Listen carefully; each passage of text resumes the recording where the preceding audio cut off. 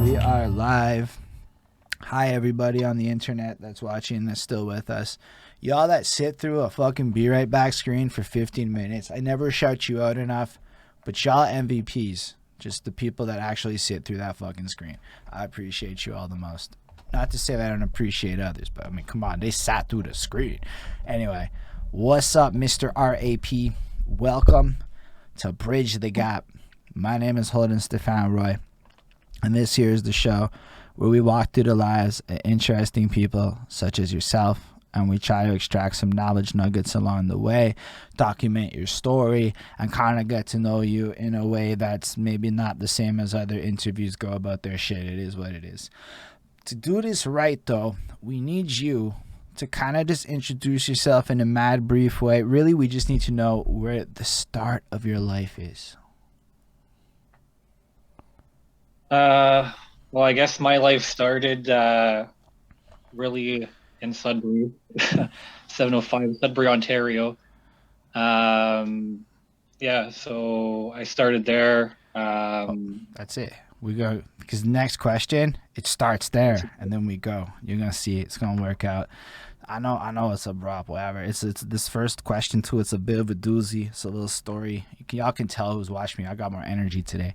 It's a little doozy. When it lands, you can take this in any direction you so please within reason. We're gonna go into some details, but it starts with my girlfriend, and she's washing the dishes, right? And she's got her phone out, and she's playing the Black R.A.P song. I got a feeling. Ooh. She's vibing, she's dancing, she's washing her dishes, she's doing her thing. And I'm sitting there looking at her going, when the fuck did this song become chores music? Right? Like, because if you think about this song in particular, and you run that shit back about 10 years, that's the club song, man. 2 in the morning. I don't know what time it is in Ontario. 2 in the morning, everybody's vibing. It's the prime time of the night. Fucking comes on, everybody's dancing in circles, drunk as fuck. Great times, right? 10 years later, the song doesn't change because it's the same song. But like now it's like chores music. Now it's like fucking exercise music. It's some shit you put on when you kind of bored and you want to kind of go back to that fun place back when you were like 10 years younger and was partying quite like that once upon a time kind of thing. And I thought that was super nifty, right? Because like it kind of just shows the evolution of music in the sense that the context of our lives shifts so much about how we appreciate and absorb this music. And it's also on like this journey that kind of grows and evolves with us, which then got me thinking about these little ones in the clubs right now, or the illegal COVID parties, and they're gonna go 10 years down the line and not as Cardi B's and stuff. That's their chores music, but really, that's our chores music too, because all the club music today is still kind of that chores music. I'm sorry, that comes up like up and I'm up, and you're doing dishes and shit. But then like it got me realizing that when people talk about their musical journeys and their lives and everything connected to it, right? Most people, they focus way too much on the hip hop part of their story. That's not where it starts for most of us. That's just an evolution in the journey usually. And they start at this adolescent phase, like their life starts at 12 years old, and there was nothing before them in the existence of their universe.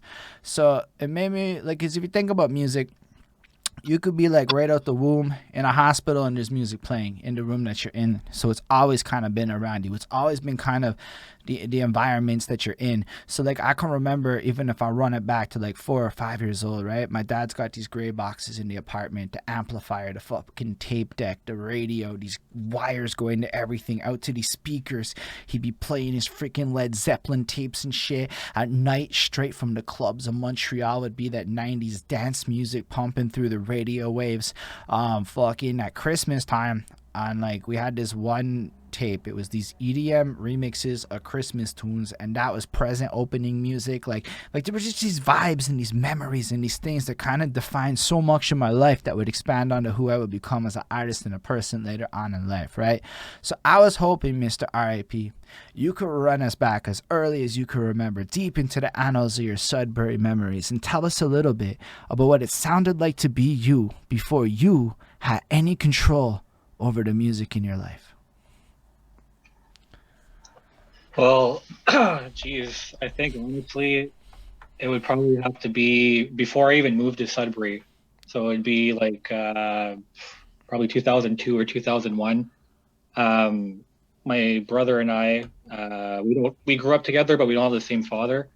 And we used to travel a lot with his dad. And his dad would always play like Garth Brooks and Kiss and Elvis Presley. And we had like the cassette tapes and we play them in our truck. And we'd always be driving all over the place and we'd just be singing. And I would see him sing and I would just be singing, you know, and like subconsciously, like I don't really didn't really have any control over what was going on. I just seen that my like father figure was doing what he loved to do, and it made him happy. So it made me happy at the same time by proxy, like reflecting his happiness, kind of thing, you know. And yeah, after that, I kind of just like I really fell in love with like singing and stuff. So I did like a lot of karaoke. Like when you were like Just young? yeah, like young. Like Say we word. went. I remember there's once that I went to. We went to Uxbridge with my family to some trailer park. I don't really remember what it was for. I think it was for like a baseball tournament or something. And there was this barn. Okay, it's like the most like northerner crap ever. Right? It's just this barn chilling there. They were doing karaoke in the barn, and I was like, "Hey, man, I love karaoke." I don't remember how old I was. I think I must have been like at least 10 or 11 at the time. 10 or 11, yeah. So I ran up with my brother. I signed myself up to do two songs. I think that one of the songs I did was Lifestyles of the Rich and Famous by Good Charlotte. Banger. Just throwing it Yeah. out there. And what was the other one? Boulevard of Broken Dreams. Big banger. So yeah, I really like, I don't know. I always just kind of like found myself like randomly doing music while experiencing, you know, Yeah, the that's rest of my life that I experience, right? awesome. So before we go past the age of 10, you gotta understand, we gotta run it through them early days. People want to know about the little R.A.P. in life. I mean, already, man, just the idea. I ask this question to everybody, and Mm. unless you're saying Michael Jackson, everybody's answer changes. All the Michael Jackson people have the same answer, but everybody else's answer is really freaking out there different. Like, you're one of the first people to like be like, I was in the car and I, by osmosis of positive vibes, decided to start singing. Never heard that before. So it's like these kinds of stories are just so unique and personal to like your experience. Like, when you were young, then you're busting around singing all over. Are you dancing? Are you doing like musical esque moves? Like, tell us a little bit more about your young adventures being a little singer. Well, yeah, honestly, like I found like um myself, I have like a little bit of a lisp when I speak, so I never really had like that much confidence to be able to like sing and stuff like that. But I always had the showmanship. So even when I was a kid, like you were saying, I was always flailing around. I was always dancing. I was always like I even remember what was it? Oh my God, what was the movie Shark Tales? Uh, on the DVD for it, they had like the you could learn the choreography. So me and my brother, we just learned every single move to the all the songs and everything. But I always loved like you know just like I said like showmanship. I love making people happy. I like making people laugh, and I've always been a goofy person even as a small child and stuff. Like I remember another story with my stepdad. He always tells me this story when I see him too. We went to go see Santa Claus or whatever one year, and I forget what Santa Claus asked me what I wanted. I said like a guitar or something, and I got up out of his lap and I started singing his Garth Brooks song while everybody was in line. I just started singing for everybody, and it was kind of like I don't remember because I was really young, but my stepdad tells me this story all the time, and it embarrasses me sometimes. But That's a great story, though. That just shows that, like, yo, because the way I look at it, if there's any truth to 10,000 hours to mastery, which I believe there's a shit ton of truth, except that it's more like 20 to 30,000 hours to mastery. But like, if you have any truth in that, you're already clocking EXP at that point. You're already out there doing some pretty incredible stuff. I know it's like often goofy, embarrassing moments, and maybe we're like, as adults, we think about it and add that lens of adulting. But end of the day, a super practical life experience to be able to bust in front of a crowd and do some Garth Brooks. That's and that's a tough crowd. That's like pissy parents. yeah, There's no happy parents in a Santa Claus line. hell no, man. Um, no, that's super cool. Like, that's the kind of stuff, though, for real. That's a good story. What other kinds of stuff were you up to as a little one? Were you into like drawing, a comic book kid, sports? So I always like I played sports a little bit when I was younger. I got a lot more into it as a teenager. But one thing I think that stayed like constant in my life is probably uh, like I said, my love for music, but also video games too. Mm. Like, obviously a lot of people play video games, but I've always like myself, I never actually had like my father in my life. So I feel like a lot of times, like there's a lot of lessons that I've learned from video games, you know, a lot of things that I know personally as a person today that I've learned from playing video games, you know, it's kind of weird, but it's the way life is. I don't find it that weird. Honestly, I played a lot of video games as a kid, and I attribute half my analytical thinking skills to Pokemon.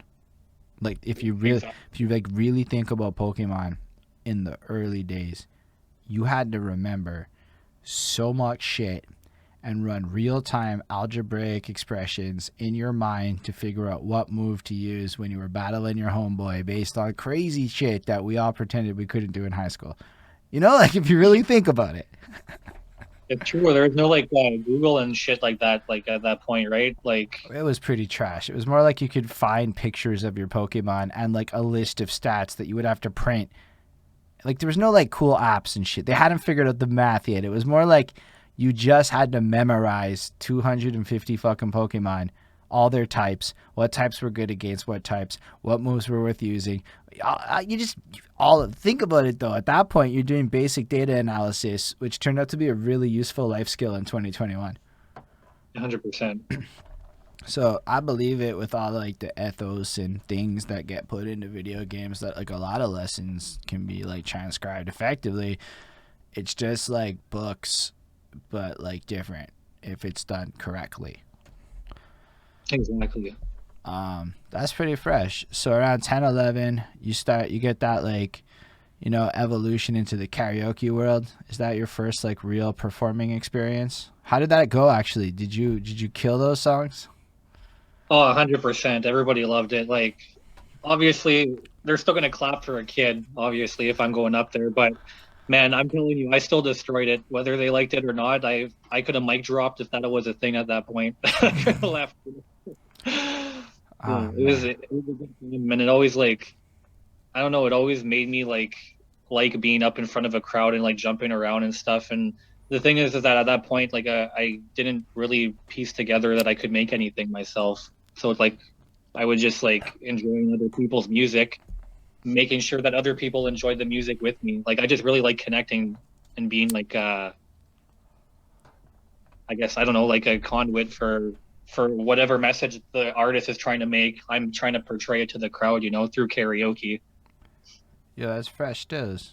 And like, was karaoke like a constant in your life after that, or is it like a rarer moment? I don't know. You're like 10, so it depends on like your parents and all that shit. Oh no, man! Like, I don't want to go ahead too far, but like, my girlfriend that I'm with right now, like, we met through karaoke at a karaoke bar. Say what? That's dope. No, that's fresh. Yeah, yeah. Karaoke. It's never left my life. It's karaoke's been around for a while. Karaoke has a special role in my life, so I fucks with karaoke as well. But like, all right, so you're like 11ish. I guess at that point you're into not hip hop. It sounds like you're into more rock and country. I mean, maybe that little emo punk phase that was popping up at that time. For sure. Yeah, for sure. I was definitely more into like the emo rock, like all that Fall Out Boy and stuff that was going on at It's that amazing point. shit. Amazing stuff. And I did the one thing though is that like I always liked old country. I was never able to like evolve into liking like the newer country or whatever country is now, you know, in my opinion. I always just like the older country, like the Garth Brooks and Road Hammers and all that shit and stuff like that. I was always able to listen to them. But everything else I was able to I have a like question. evolve into. What's up? Why? I'm like, I have a theory on country, but like it's from some guy who watches people complain about country on the internet more than I actually consume the content. I get what old country culture is, and I get what new country culture is. But as a person who actually consumes it, I'd love to hear your take on it. I so this is my personal opinion, okay? There's two reasons why. The first one is because I like It's the same reason why I like old school hip hop over new school hip hop, okay? I like the old raw sounding stuff before like computers and all that shit and stuff and technology, right? So I like the old twangy sounding stuff. That's what I like, the band coming in, playing some music, and it sounds like absolutely amazing. And the second reason is because I feel like there are certain artists that came in and just over commercialized country music, and just like they're not like Taylor Swift, for example, man. Like she was supposed to be like a country artist when she first came out, and she was like a country artist, whatever. Now she's like a pop artist. But just because of like that specific artist, it just turned my taste off and didn't make me want to like give it another try. You know what I mean? I very much do know what you mean. Today, believe it or not, as in not long before I went live, I was watching one of my favorite YouTubers, Todd in the Shadows, discuss how the guy from Stained is a country singer now, and he made a song "Mad at the Left" or whatever, and it kind of came off like, I don't like that new country. I like that old. I was listening to him talk, but that's it kind of. Then I realized, oh my god, country and hip hop have the exact same old head. Like, it's the Oh yeah. exact same old head. I didn't know that till today, so I think it's super nifty that you're saying that. But I want to give a lot of credit in the world where drums are played. Sound engineering has absolutely fucked up dynamic drums in a way that is not nice. You can fix a lot of things, but what they end up doing in a lot of modern pop rock of any kind is like they fix the drums. So they find like really good sounding ones and they copy paste it over the bad sounding drums. Whereas back in the day, like, one little drum hit would be like a little bit louder or a little bit less loud, and it would create this more depth to the drumming. So I believe there's a lot of value in what you're saying with regards to at least the drum patterns absolutely shifting in the world of country to like ways that will not be replicatable because of technology. Whereas Exactly. everything else you can fake with an engineer pretty well. Exactly. And I believe too it's like with the more raw like live sounding music, it's just you're able to feel it more. You could feel it through the speakers, like I'm not a robot. Like I don't feel some music that's supposed to be like, binary code to me, like I mean, it's got its look. I've talked to some people, and there's pros and cons to all of it, right? Um, the one thing I can say just on this overall topic is whatever the fuck you like is being made by somebody right now, and the only mm, thing that really changed was Billboard. That's what changed. The rest of the industry kind of didn't change as much as people think it did. It's more like Billboard going from like raw sales, which was a little purer towards people's interests, to this gameable system of like stream sales, like, yeah. and weird ethical. So like Billboard's not the same. So if Billboard doesn't reflect the same thing, but all the pop media follows Billboard, then it's like, I don't know. All I can say is if you dig a little bit, you just find tons of people with like millions of streams that you've like never heard of, and it's just there, and it's dope. It's just that like media never like covers it, and that creates like this perception I find. But like, all you have to do is look at the Grammy nominations of 2020 for hip hop to be like, nah, those were like five lyrical albums from like really concept driven people like Run the Jewels 4, Royce the Five Nines previous, not, I don't remember the name of it, like I'm saying, like, these are the guys that were up for Grammys. I'm like, I don't know if we can keep up the narrative that like hip hop is what people are saying it is when they literally gave the Grammy noms to the guys not promoting you know what I mean? Like, at some point, we in the underground have to acknowledge that the tides. We won the battle. We can't keep complaining about it no more. I don't know Exactly. if that makes sense. Like, this is just like, I mean, you may not agree with that. That's just my observations on like the 2020 trend where it's like it got real conscious again. Everybody's mad and conscious, and I'm like, yo, that's actually really dope. Like, hip hop is in the most beautiful place I've seen in such a long time. Well, that's when like rap started out. It was conscious and shit, right? Like they were Nah, it wasn't. Bro, 1976, hip hop is a party and it's about shaking your fucking booty till about 82. Then it gets quasi conscious, but it's kind of corny until about 85. So now we're about 9 years into hip hop before we start to get the beginnings of conscious hip hop, which doesn't even become prevalent till about 11, 12 years into hip hop's history.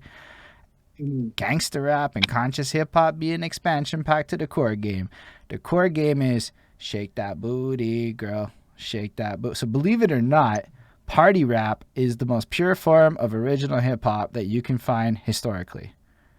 I'm not like, I don't know, again, like I talked to it, but like, yeah, it's weird that people pick like, you know, the early hip hop is 76. It starts with b-boys in a competitive sphere and evolves into DJs. The graph writers is before that too, right? And like the last people to even enter the sphere of the hip hop culture is the MC, and their role is to hype up booty shaking and shit.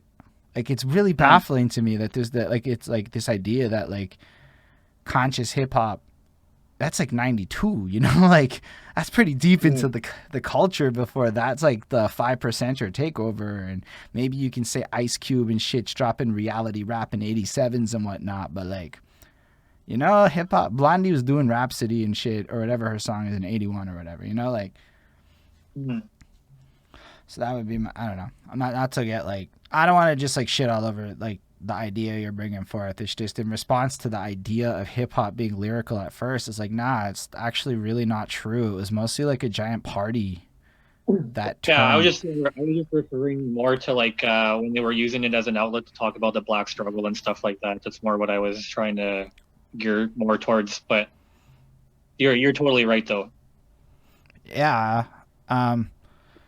Like, yeah, exactly. As Ismail just said, like lyricism is part of the evolution, which is why like that's the only beef I ever had with the purist argument. I'm like, bro, like the early hip hop songs are not what you think.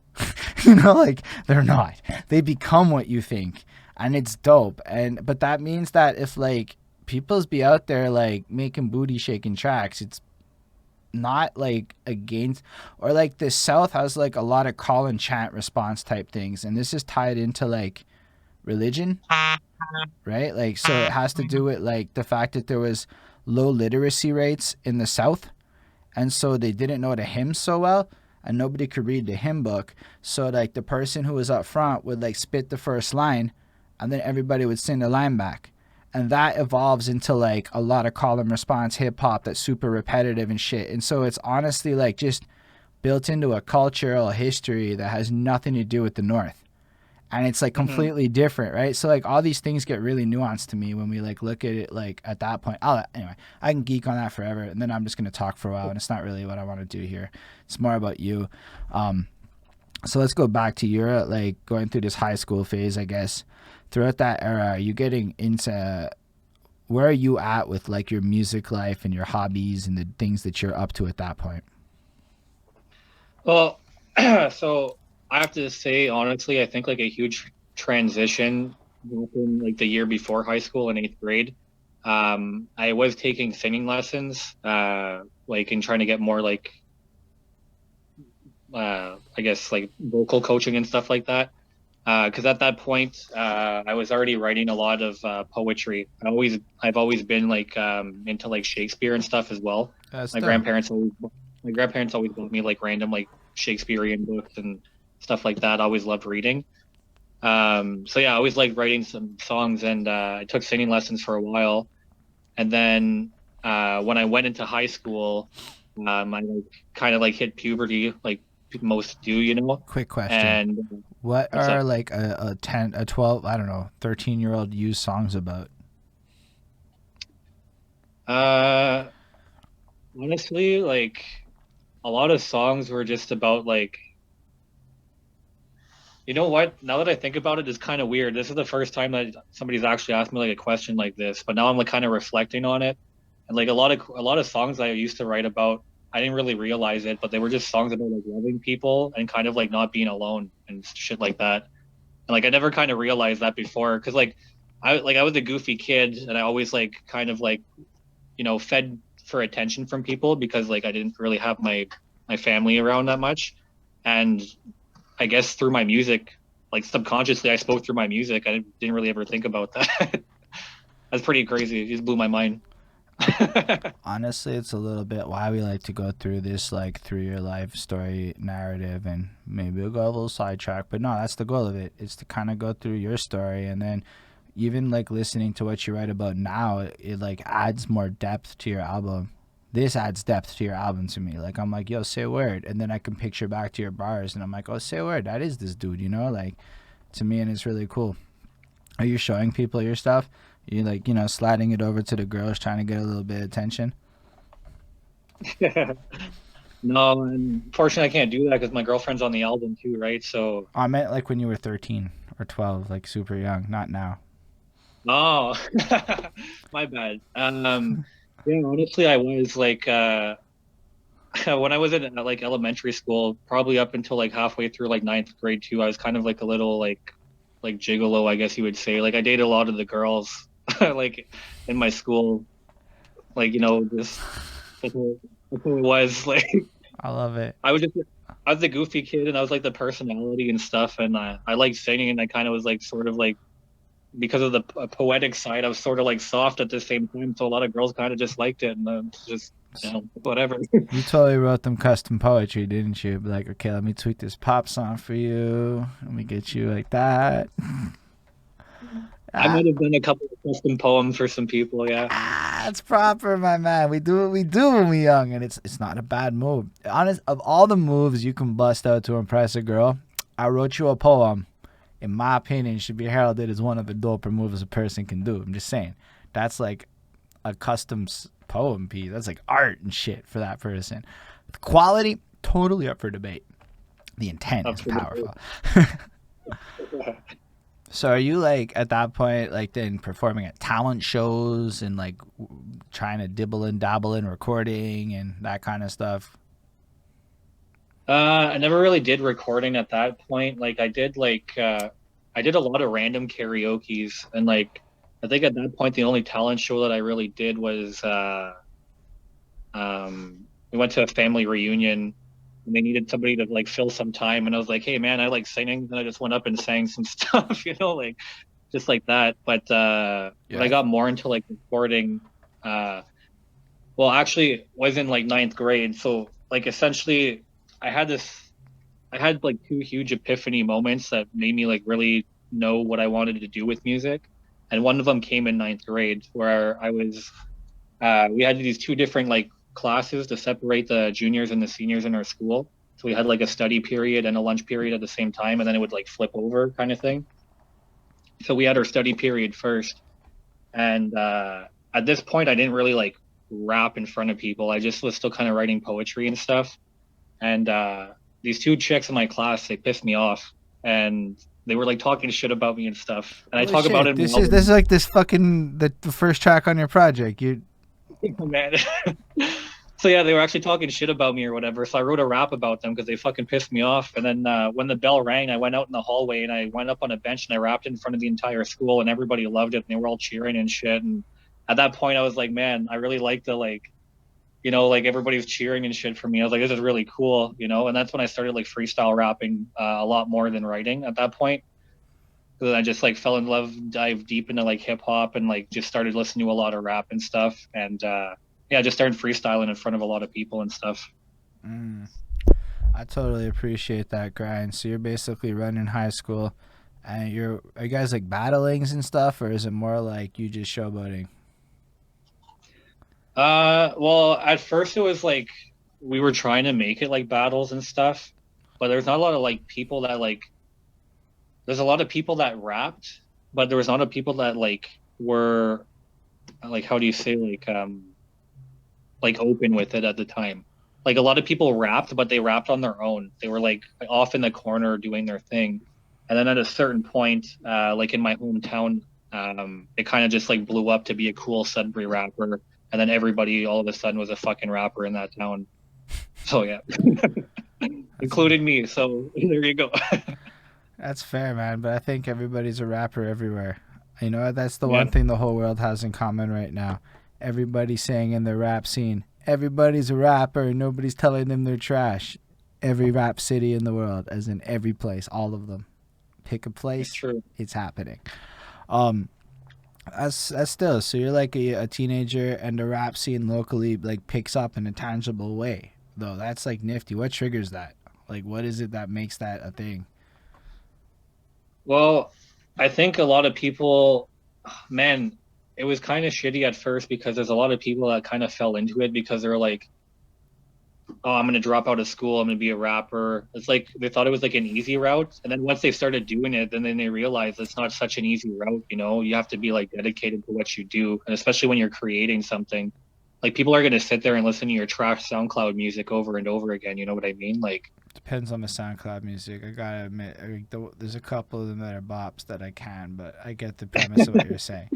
If I could reframe it, just because SoundCloud, people listen to SoundCloud and we can't shit on it. In fact, here's what happened to me. I'm at work and there's 22-year-olds there. Now I'm like 33, or at the time a couple years younger. So I'm like, okay, I gotta listen to young ones. He's like, bro, why isn't your music on SoundCloud? That's where I go to listen to music. And I never thought about SoundCloud the same again. I put my shit there. Shut the fuck up. But I think what you're trying to say is that low effort, common denominator, trend hoppy shit.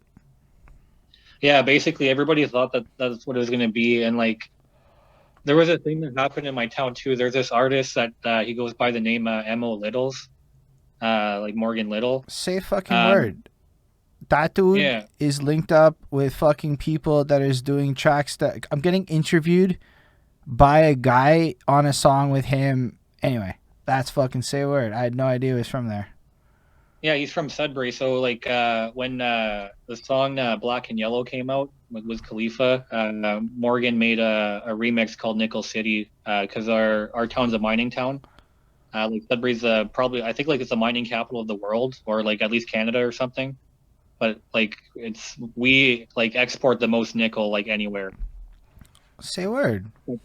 But yeah, so basically he made a song called Nickel City and it was like an anthem for our town. I played on the radio and shit and it was like a huge thing.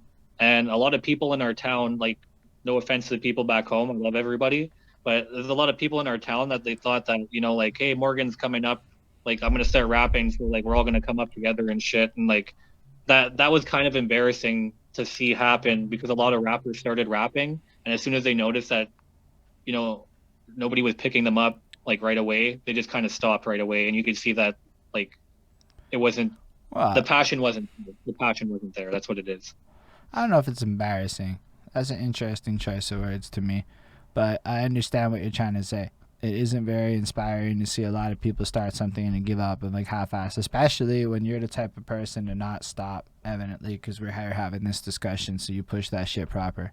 I got where you're coming from, but the way I always saw that as a blessing. Not everybody that was making music when I started is making music today, but all the ones back then that see me still doing it today are very aware that I'm still I mean, doing it. We may not even like each other, but there's like this mutual head nod. You're still in the game, eh? Respect. So I appreciate that sentiment, but still, I had no idea he was from there. I didn't even think that. Like, I fucking swear I just added that guy to Facebook like recently, and I just like he's been a name I became aware of because of my next man's. He ends up joining a group, the feast or fast or whatever, and my man's is in the same group with him, so it's like anyway. And then I bought roti off the other guy in the group. Anyway, so you're running through that Sudbury grind, I guess. Are you like performing? Are you writing and recording? Like, what's it like at that era then as you're seeing it pop off before it fades off?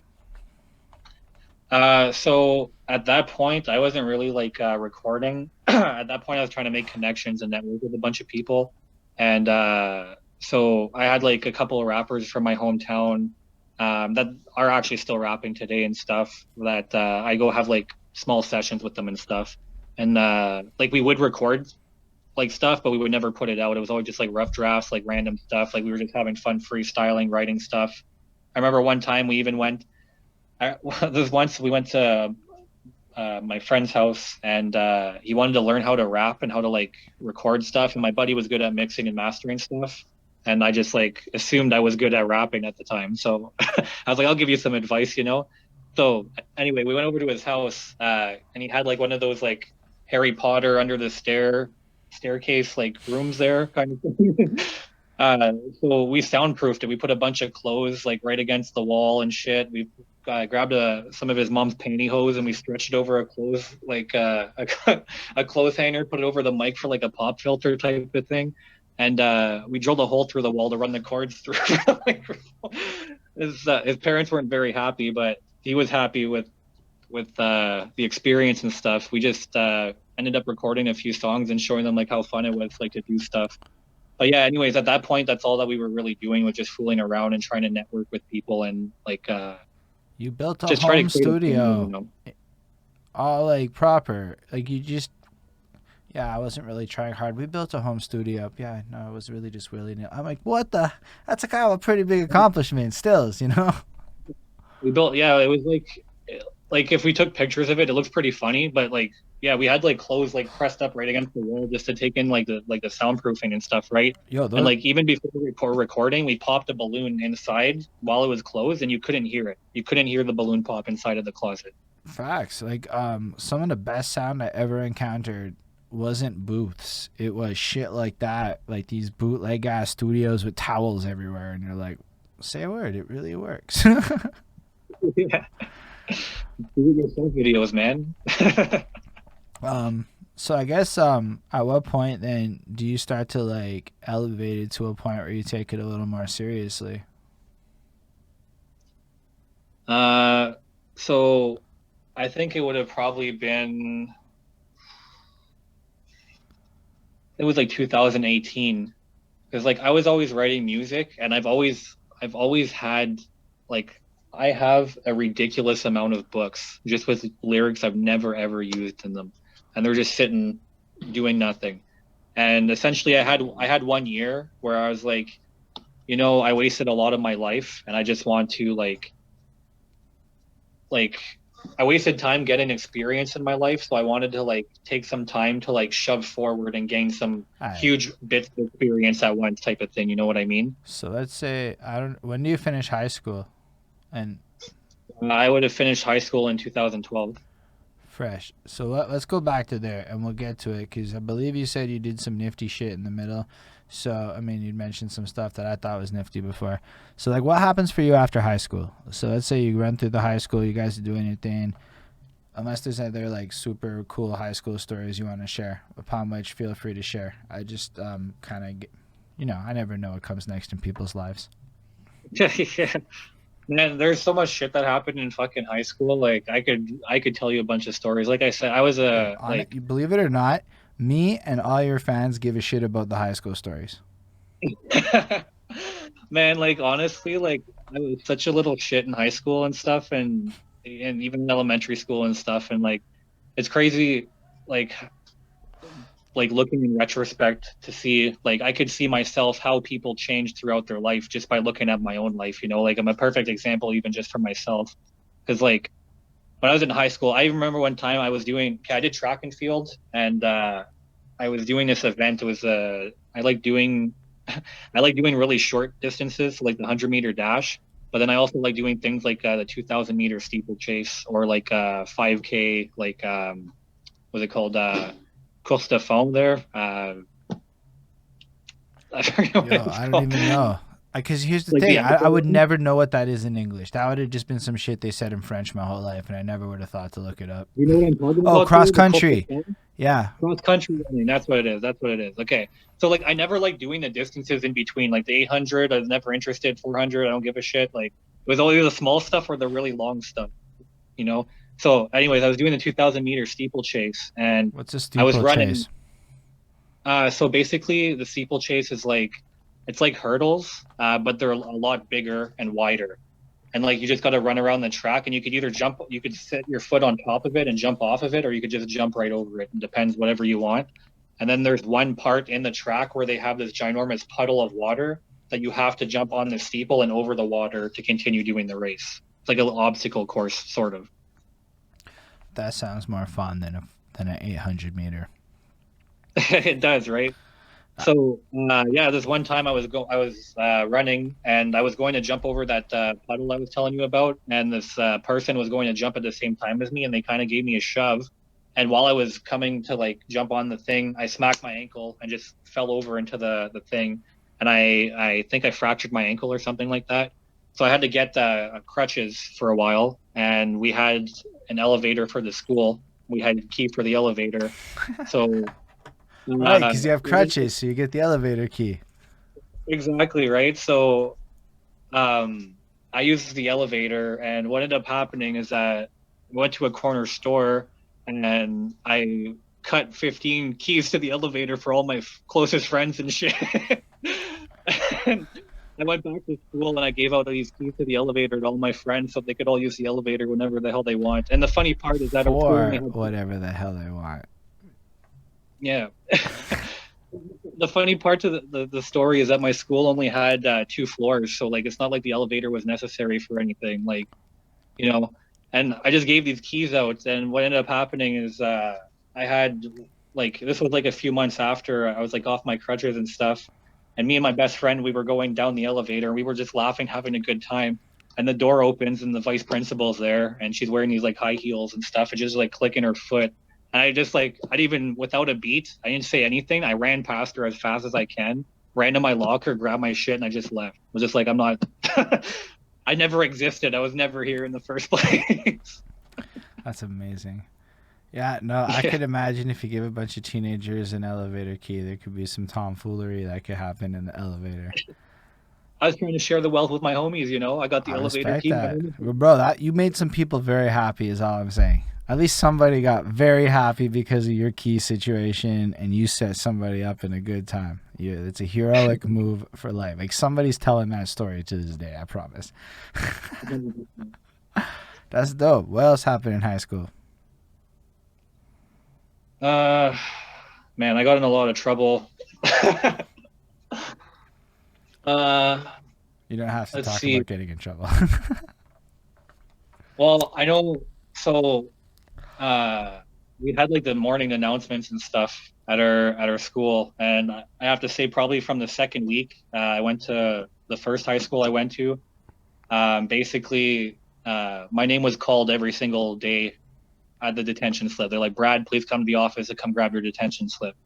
And from ninth grade until halfway through 11th grade, man, they called my name every morning. And if they didn't call my name in the morning in the announcements, somebody would come up to me and they're like, hey, man, are you okay? Or they'd text me and they're like, hey, are you sick or something? Because it was just, they were so used to hearing Wow. my name all the time. And That's it even, it's so fucked up because it's like, it was like, it was like personal advertisement because still to this day, bro, I meet people I've never met in my life, but they know my name just because they heard my name every day for 4 years over the fucking intercom at school, bro. Like, it's messed up, man.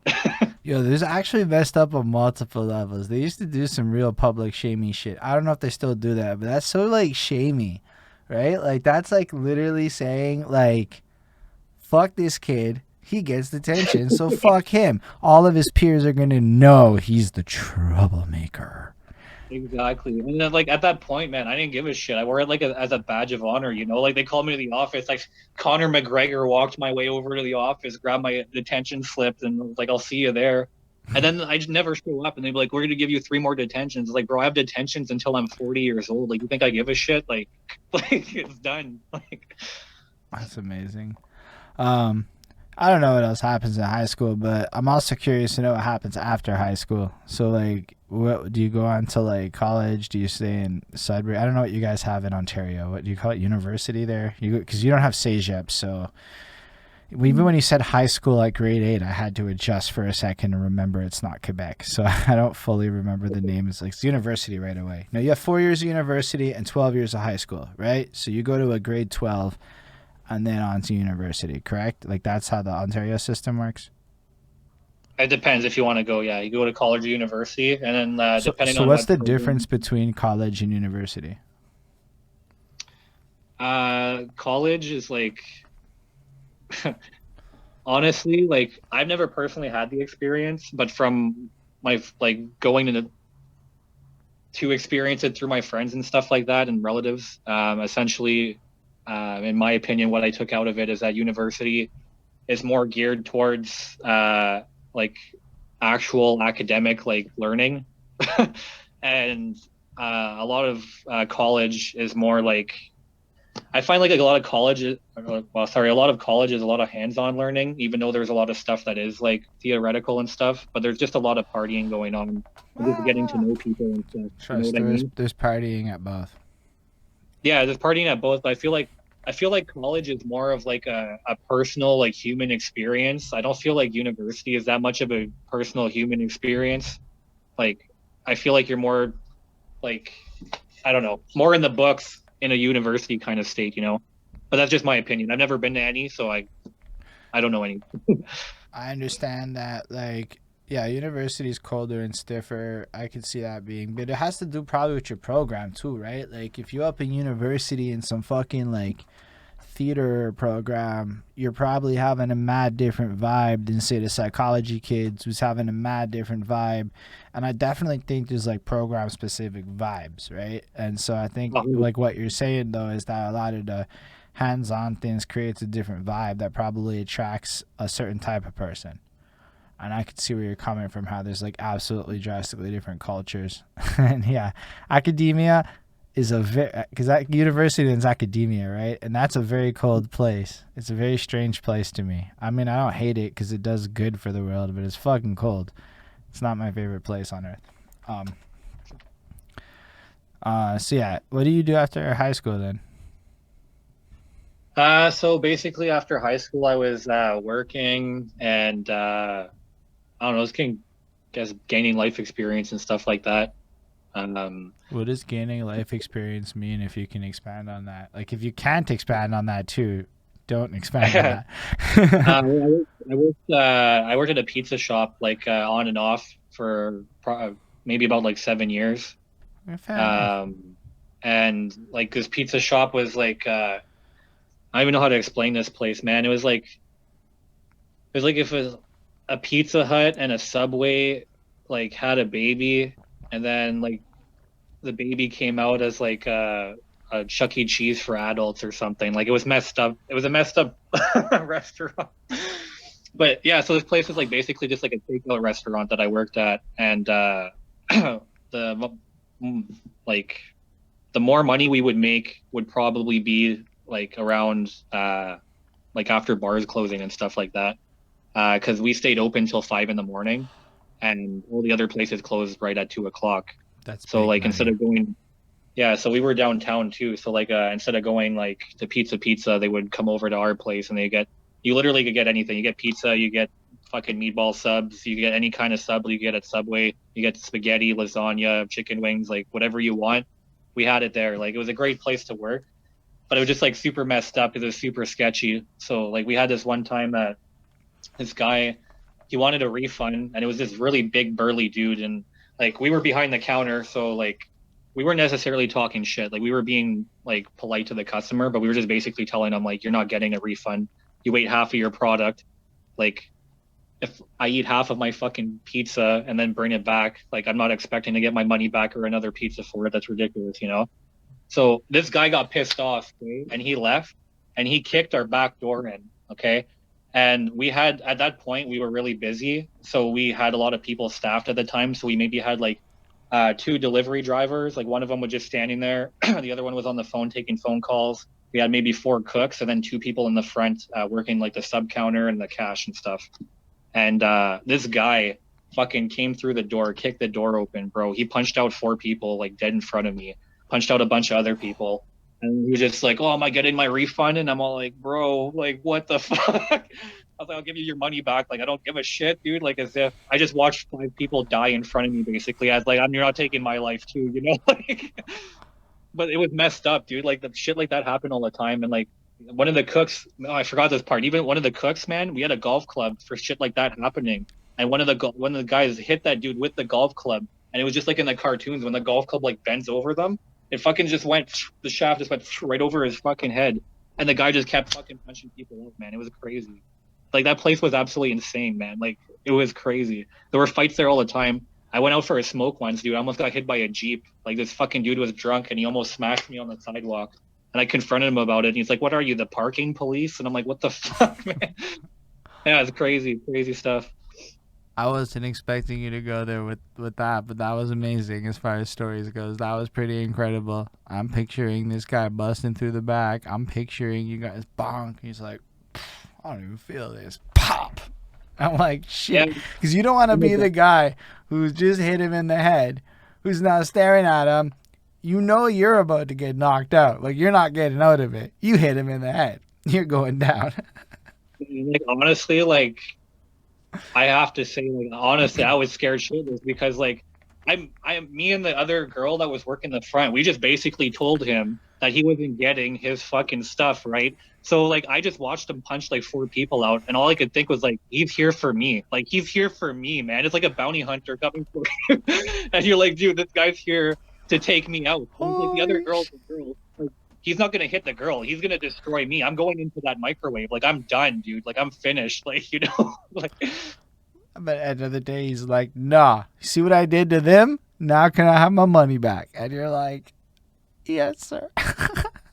Give him his money, bro. He's like, he used them as an example, and that was probably the scariest thing out of the whole fucking thing, dude. Like, for real. Like, on the other hand, you got a little lucky in that moment on the fucking real. Yo, what's up, Golden Jenny from Norway?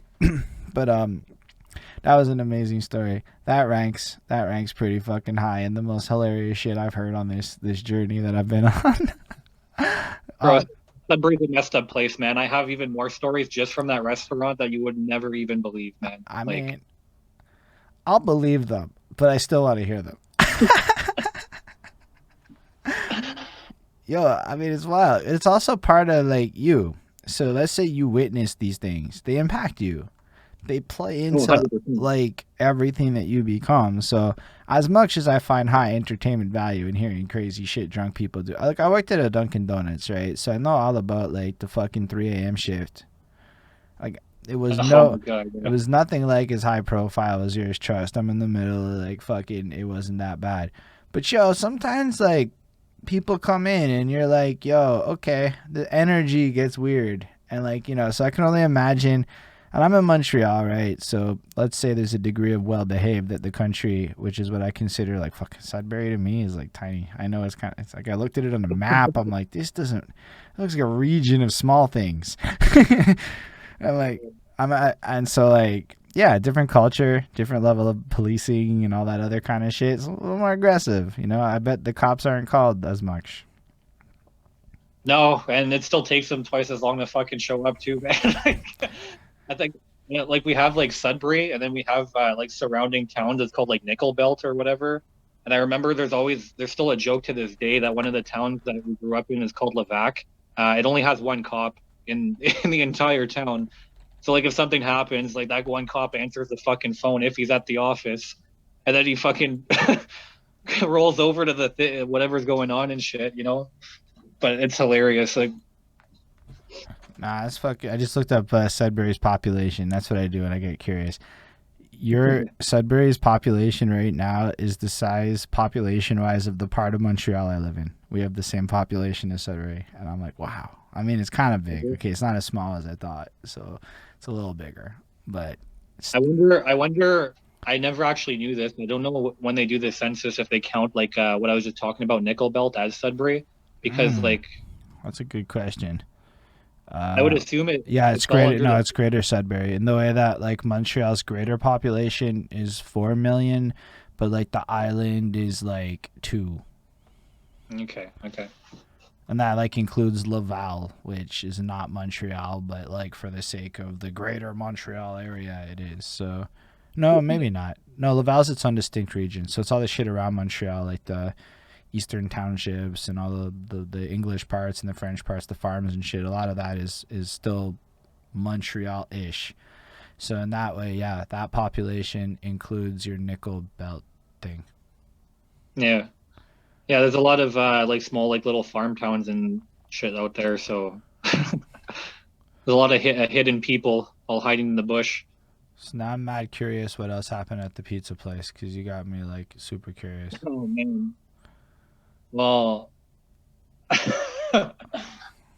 okay, I guess I got 2 more stories I could give you. All right, so the first one is this was, like, later on in life. So basically, we weren't doing as great at this time. I think we just reopened the store or something, so we weren't as busy. And it was just me and this other girl. I sent the other girl home, so it was just me and the other delivery driver. Delivery driver leaves. I'm just standing there, just cooking, making some stuff. And this guy comes into the restaurant, and he's just like, we had like one of those old like takeout like things where you just come up like inside the restaurant, where you just come up and you like hang out on the side and you like talk to me, I cash you out, whatever. So I could only see like this part of your body like upwards type of thing, right? Okay, yeah. So this guy's talking to me and like we're shooting the shit, and I think like I don't remember. I think we talked for maybe like 20 minutes, like 25 minutes or something.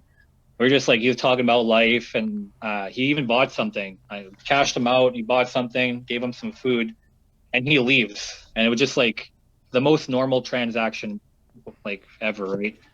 And all of a sudden, like I think maybe like half an hour later, a bunch of police show up to the restaurant, and I'm like, I'm like, what the hell's going on? And they're like, oh, there was a stab victim in the area recently. Like, do you know what's going on? And I'm like, what? No. And I go like come around the counter to come talk to them, and the front of the counter where the guy was leaning and the whole carpet is soaked in blood. Oh, So say the guy right. that was just talking to me was the stab victim or whatever. He was the And he just victim. talked. Yeah, bro, he was the victim. He was bleeding all over the place on the fucking The carpet and on the victim. I wall. thought you were gonna be like it's the guy that did the shanking. No, the victim. He gets This stabbed guy, and then comes to order food. yeah, bro, he came and got a sub, bro. He got like a BLT or some shit, dude. He came and ordered food, and fucking like I couldn't believe that shit happened because I just had a normal conversation with this guy. Like he was like I wouldn't have thought that he got stabbed whatsoever.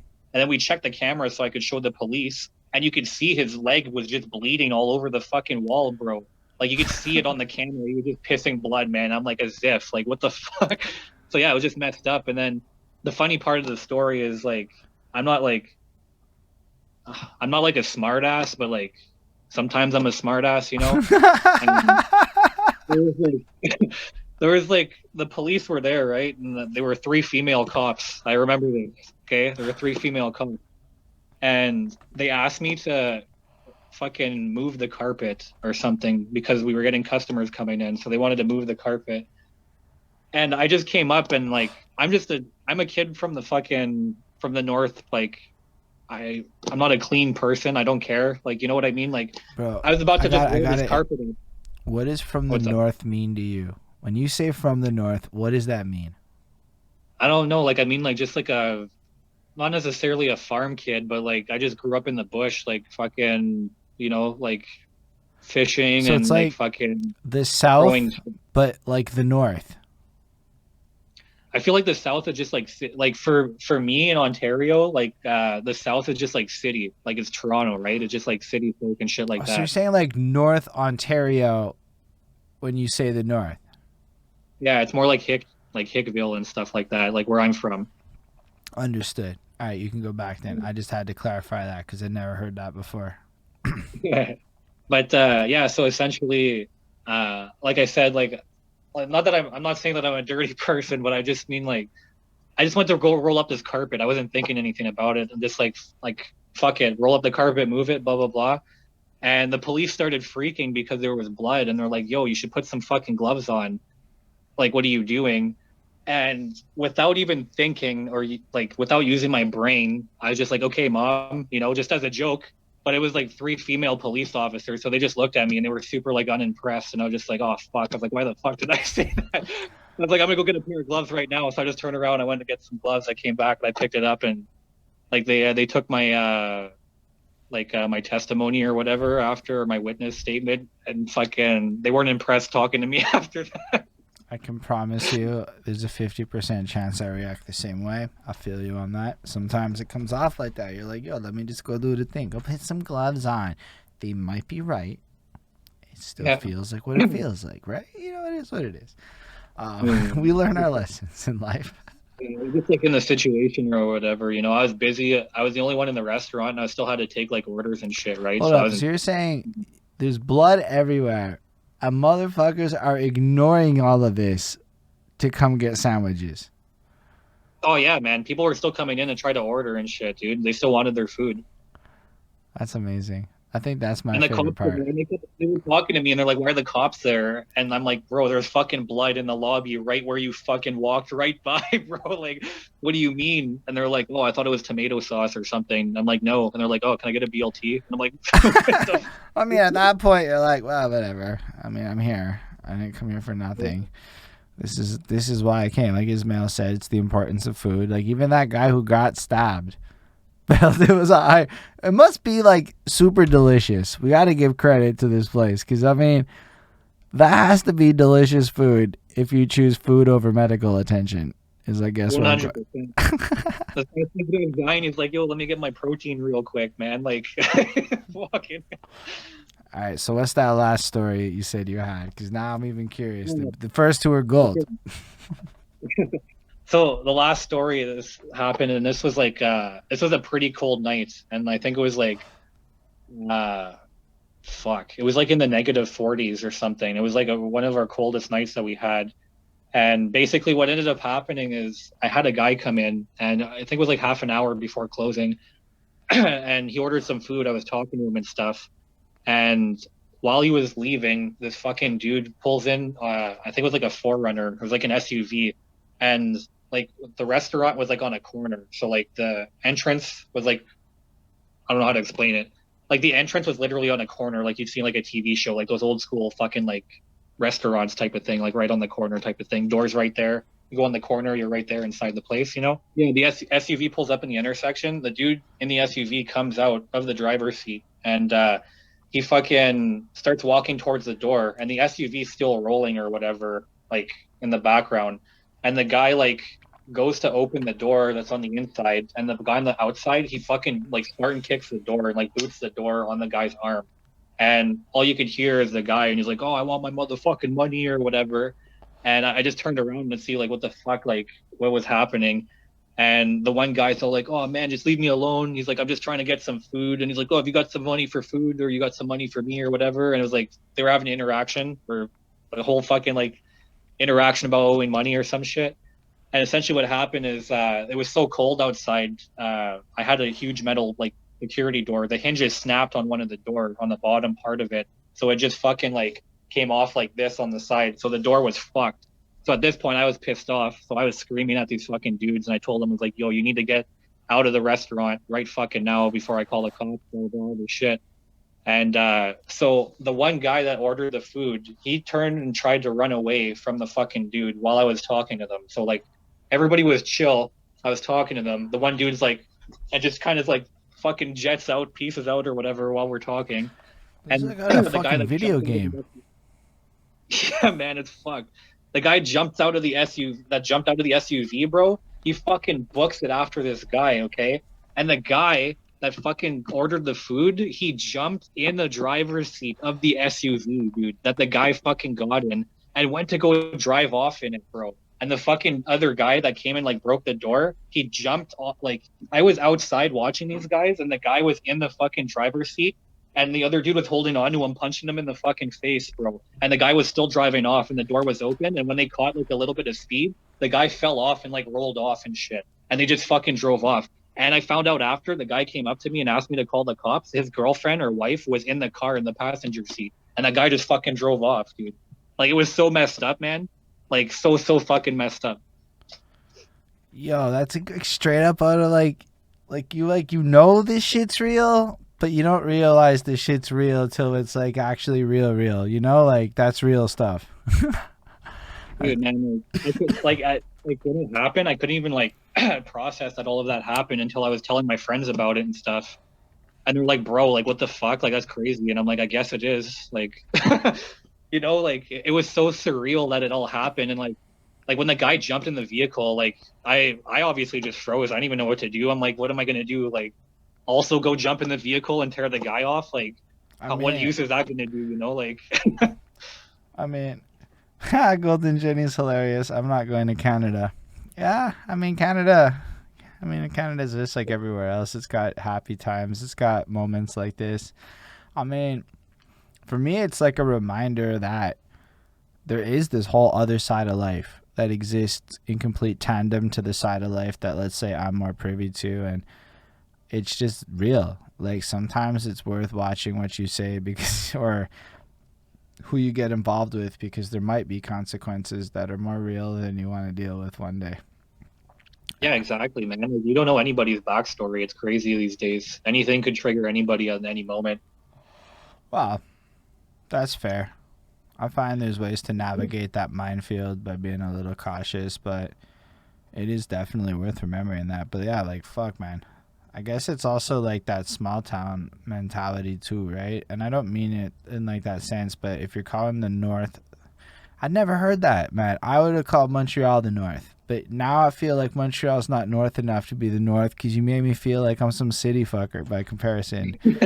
Um, and so it's like, yo, but that's like, cause yo, I realized that there's this idea that country and Southern Confederate America are like synonymous terms. And that's a ridiculous idea where it's like, oh, say word. Right. There's just like a whole country in Canada.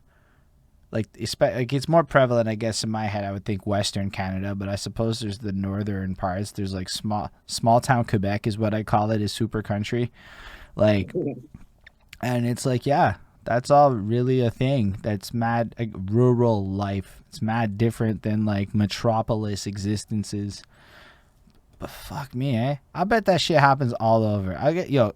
These motherfuckers actually do run up on each other for shit like maple syrup, right? Like that's not hyperbolic. Like that's like $1 million industry crime shit. It's like the dairy industry is like linked to some nefarious characters. Like there's a different need to have a gun in the fucking middle of nowhere than there is in Montreal, is what I understand. Am I like involved in any of this? No. But man, have I heard stories from everybody who's got family that's involved in some industry or another up in the country. Like, yo, it's different out there.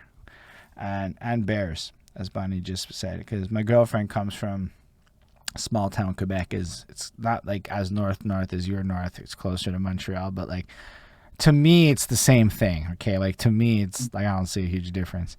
But bears, eh?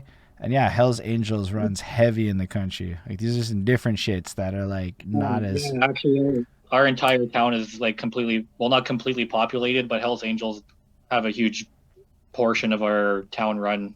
Like there's a street that's just dedicated to all of them. Even like I have at the pizza shop, there used to be some of our like fucking customers. I used to go like when I had to go do deliveries myself, I had to go bring it to their clubhouse and shit all the time too. Like they're pretty intense.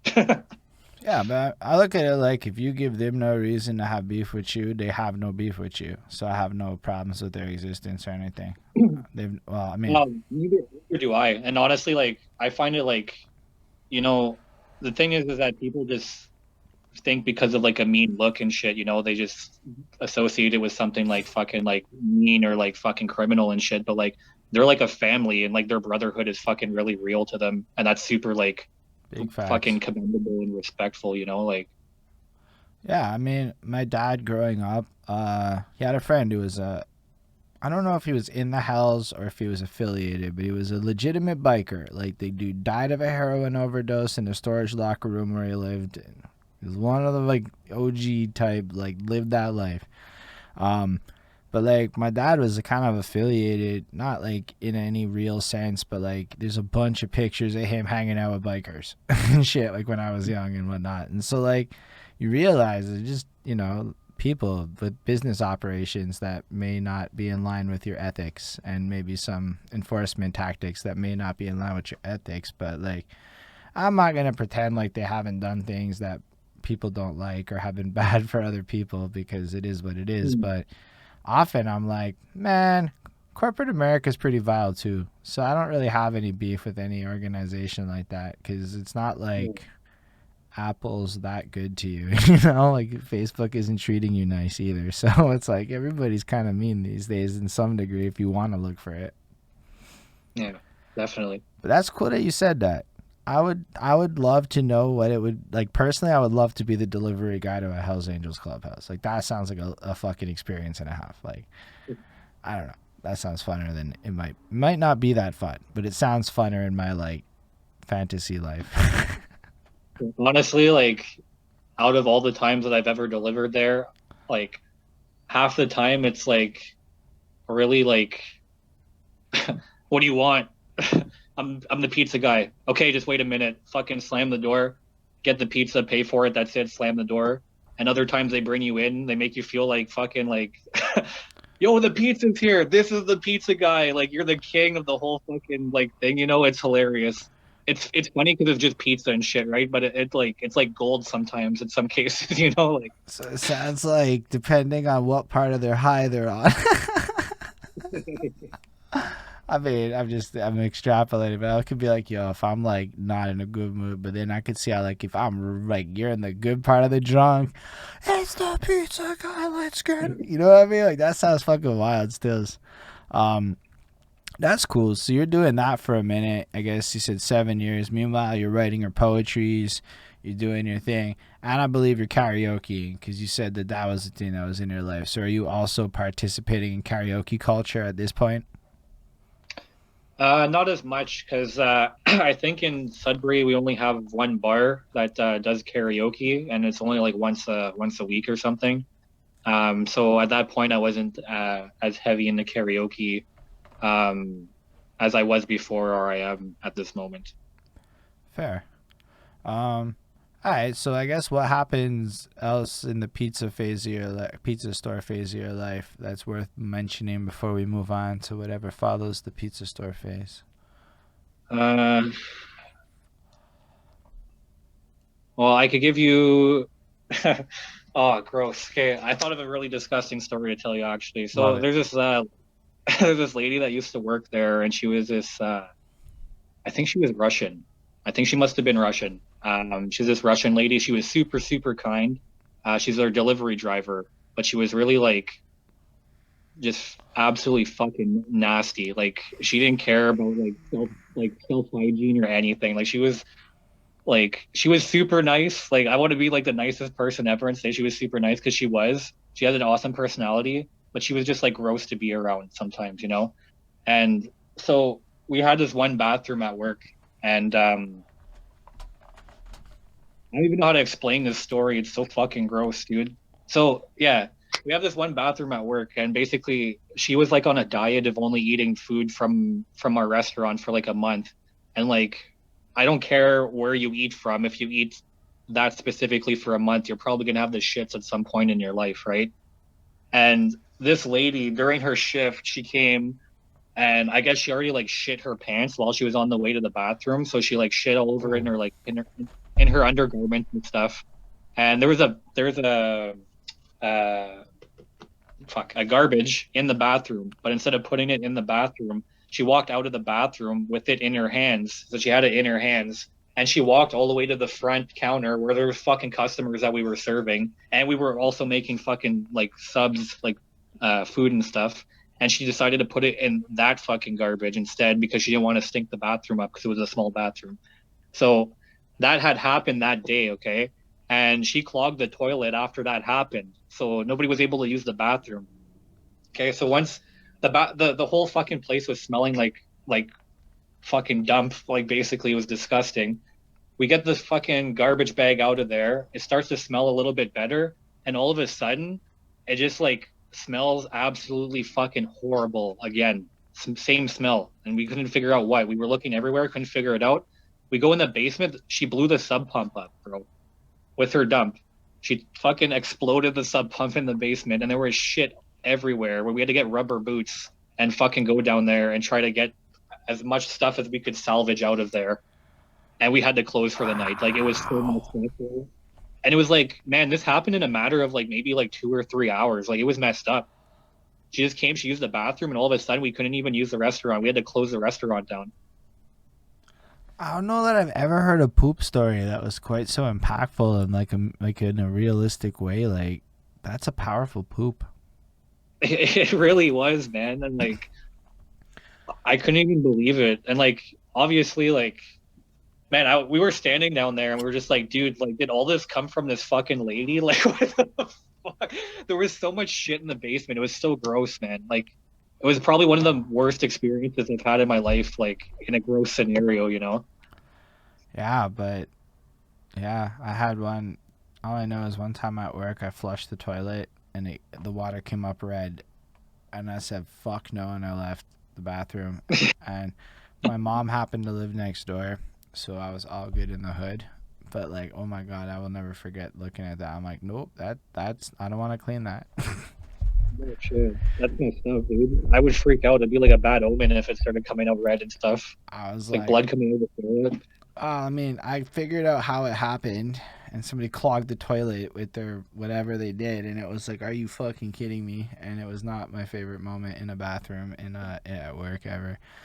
Fair enough. That was by I think that ranks as the most like disgusting in a literal sense story that that's happened on this channel. That's yeah, that's a first. And y'all stuck with it. Y'all like gross shit. Fair enough. I'll keep that in mind. Um, what comes after the pizza phase? I don't mean it like in a bad way. It just that's the phase. It's a good branding. Oh yeah, it was definitely a phase in my life. So yeah, after the pizza phase, I had like uh, I don't know. I didn't really do much. I was just kind of like droning, experiencing life and stuff. And then I had this like the thing is that in Sudbury, it's like a mining town, right? So if you're not a miner, you're not really doing much with your life besides droning by. And I'm never wanted to do that. I always felt like I was meant to do something greater, like as like self. Sorry, I'm gonna fix my chair. Yeah, so I always felt like I was meant for something greater. Like I always just had this feeling like I was meant to do something more, and I always just try to do something more than I'm able to do. So I had this point where I was like, you know what? I don't want to live in Sudbury because I respect my town and I'll always put on for my town, but I need somewhere where there's more opportunity for me. And my first choice was actually to move to Quebec. I had a friend that lives in Val d'Or, Quebec, and he was going to get me like a job out there or whatever. So I was like, I'm going to go there, save some money, and start like working and shit. And Is that the what ended up idea? You go happening? to Quebec to save money? Is that how it's known? No, no, it's just that's where like my buddy was saving money. All So right. that was the only example I had at the time. I was like, 'cause I'm pretty sure Quebec mad cheaper than Ontario, all things considered. I don't know, Yeah, but Ontario was pretty fucked up for prices of stuff, man. Like not yeah, fun. I like. So my buddy moved to Toronto, and like I'll never forget the first time I went into like an IGA, right? Like it's IGA, it's here, Mhm. and everything costs more. When I mean like everything, I mean almost every item costs like $1 more, and I'm like, yo, that's like a lot more a month when you really every item costs $1 more. I'm like, yo, I don't know if I can afford Toronto. I need to make more money to actually go to Toronto and have any semblance of the same standard of living that I have here in Montreal. 100%. Yeah. But Um, yeah, so like essentially what was going on is that like I wanted to move to like make money with my friend and stuff, and I had some roommates that were living here and they worked in the dispensaries and stuff here in Toronto. And basically like what was ended up that pre or happening post is legalization? that was pre-legalization. So, all right, cool. Yeah, so yeah, this was like in 2017 that this happened. So Isn't it yeah, that basically like just to like add context to the world, if I'm not mistaken, in Toronto, y'all was just running weed stores and getting busted before it was legal. yeah, we were just getting busted and opening again the next day. But like it was whatever. That's so different. You'll expand on that because honestly, I wasn't like that in Montreal. It was very much not. They tried that, and one day the government said "fuck you," and it didn't happen one time. Yeah, well, like here, basically what ended up happening is that they would just keep coming and raiding us, and they were just like, oh yeah, we're gonna keep raiding you until you're out of fucking business. And like they don't realize that the people that were pumping money into these corporations were already millionaires and stuff, just trying to make money and whatever. So like even like when we were getting robbed by normal people at gunpoint and knife point and shit like that, Say like what? Like you were like getting robbed at the weed store? yeah, we would get robbed at like, dude, somebody brought a kitchen knife in one time and was like waving it around like a fucking idiot. But then like four other huge dudes came in behind him. So we were just like, whatever. And we just fucking gave them everything. Like the thing is that those people that own those places make so much money. They told us they don't care about the product. The person that's working, like us, we're the most important thing to them. Right. So like they had this system of things that it was like, if you got caught in a raid, you would don't work for us again. But if you want to work for us a second time, what's going to happen is that you're not going to get off with our lawyers the second time. The first time you could get off with our lawyers, we'll pay and make sure that you don't have any criminal record or anything like that. But if you get raided a second time, you're completely on your own.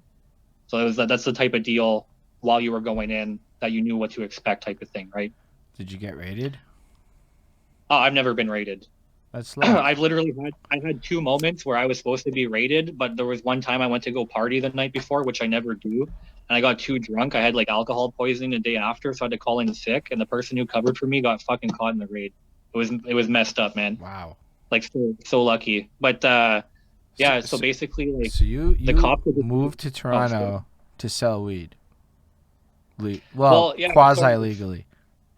Yeah, sort of. Like basically what happened is I just came here to visit. I just came here to visit my friends. Like they moved here, they were doing good, and I was like, "Yo, I'll come check out what you're doing."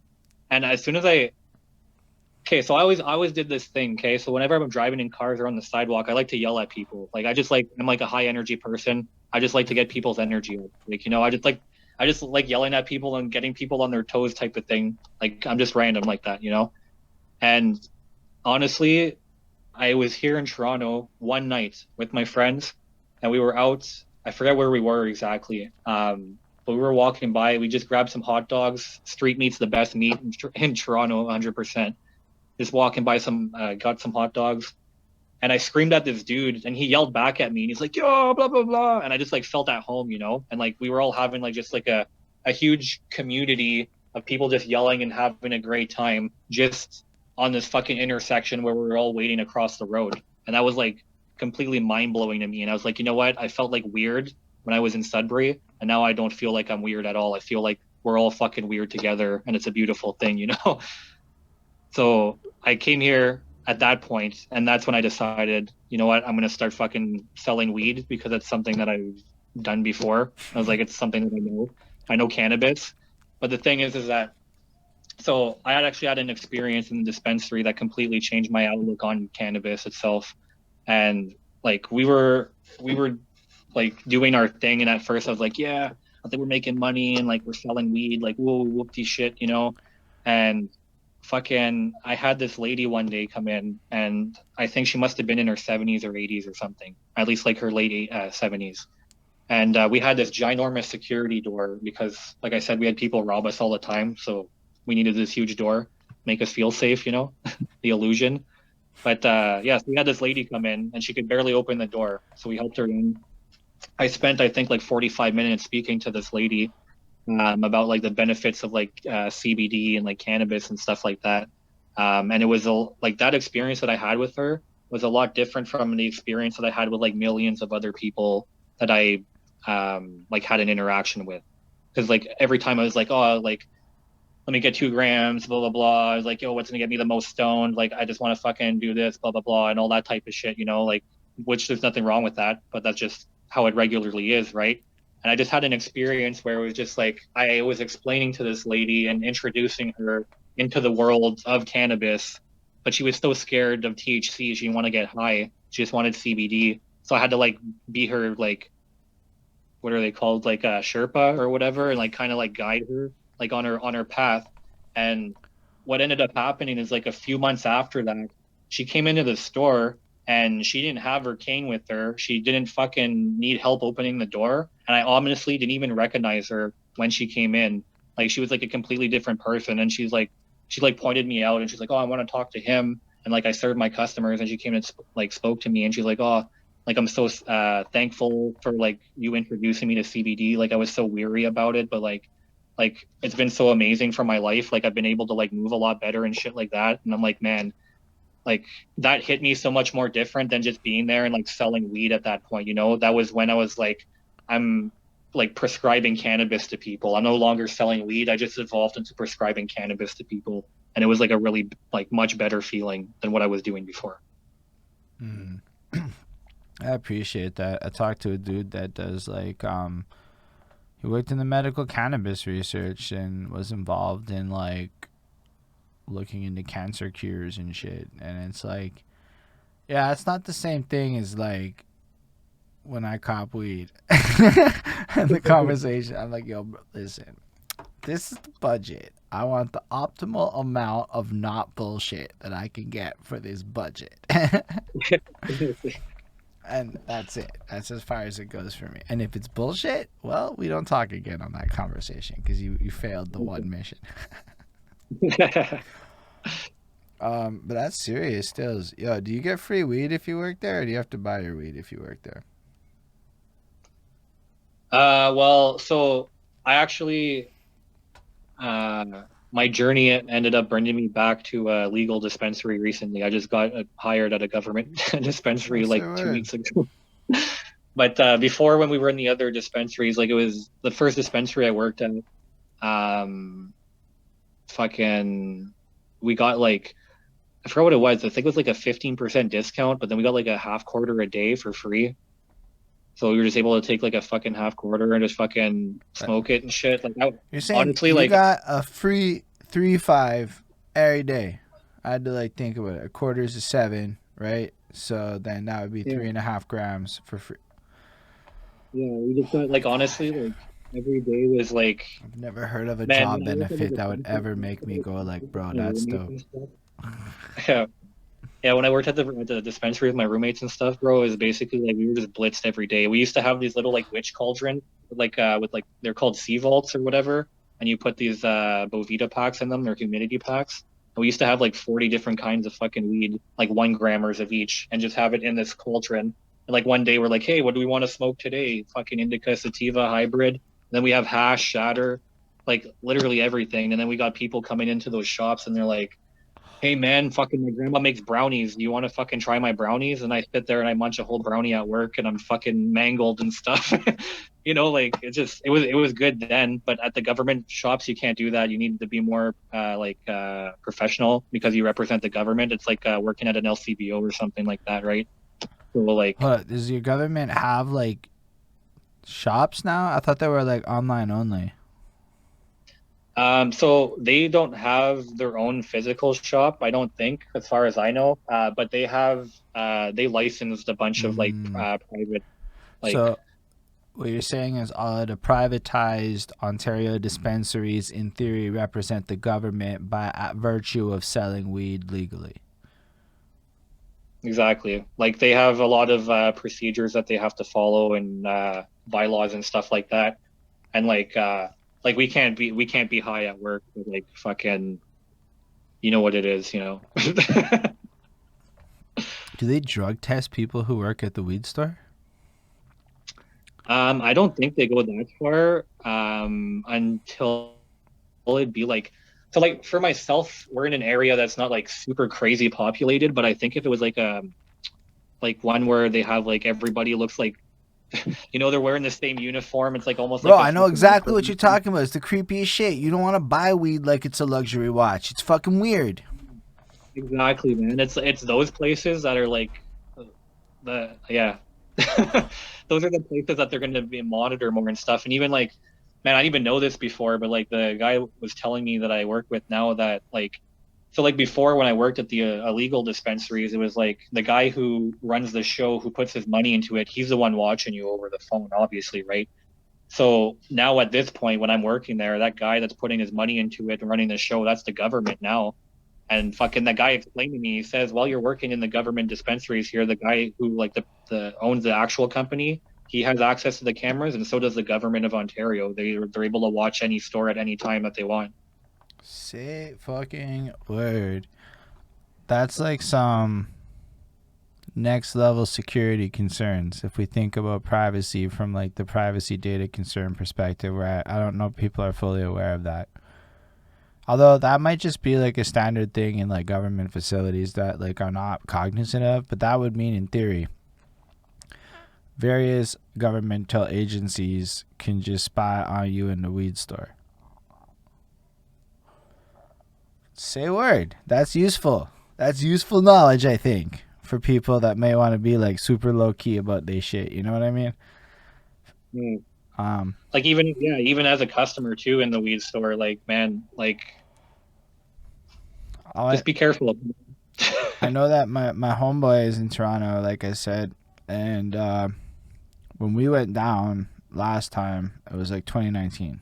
Um, and he was telling me some shit. Like, this is when the dispensaries had just started opening. There was still like 4 of them in the city at this point, or some shit like that. It was fucking weird. And you could just buy weed online or whatever. But he was telling me it would go as far as to turn off his fucking GPS and shit before he would go into the weed store, and he refused to like walk in. And I'm like, I don't know if that was so necessary, sir. But now you're saying this, and I'm like, fair enough. I mean, to be fair, it's very clear if your like Google Map stops at the store, disappears, comes back. Like, it's super clear. But that's serious, stills. So So yeah. I like honestly, I'll say this out of experience. So I like after I started working like in the dispensaries and stuff, and like legalization happened in 2018 in October. Basically like the guy who ran the shops I used to work at, he wanted to go legal, so he shut everything down right away, and because he was worried that if he got caught again, he wouldn't be able to be legal type of thing. So what ended up happening is that he fucking told one of his business partners to get in contact with me, and I became this like uncertified business consultant for fucking dispensaries. So we ended up opening 4 dispensaries, and I could tell you out of personal experience that I don't like the cops aren't like looking for like people in specific, or like they don't necessarily really fucking care about the dispensaries here. What they did care about is the people complaining about them. So like I've had 4 or more dispensaries in different areas in Toronto, and I could tell you I had 2 of them that never got raided once, and they were open for more than a year, you know. And it's like it's just because we made good like rapport with the community there. Like one of them was in Kensington Market, and it was just like everybody Yeah, that Kensington Market, if I understand it, that's Stonerville.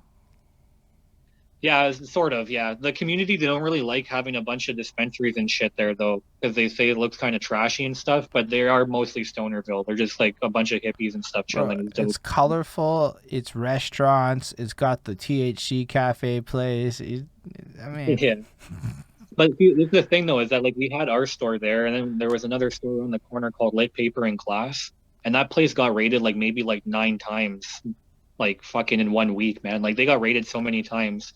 And we never got raided, and we were like fucking 7 doors down away from this place. But it's because nobody complained about us, because I made it a point that I would go talk to everybody and I just be friends with everybody. Like fucking, I go smoke juice with half of the people that work in that whole area, like I brought business cards to those places, and they're fucking literally taking my business cards and throwing the other people's business cards in the garbage just because they like how I am as a person compared to other people.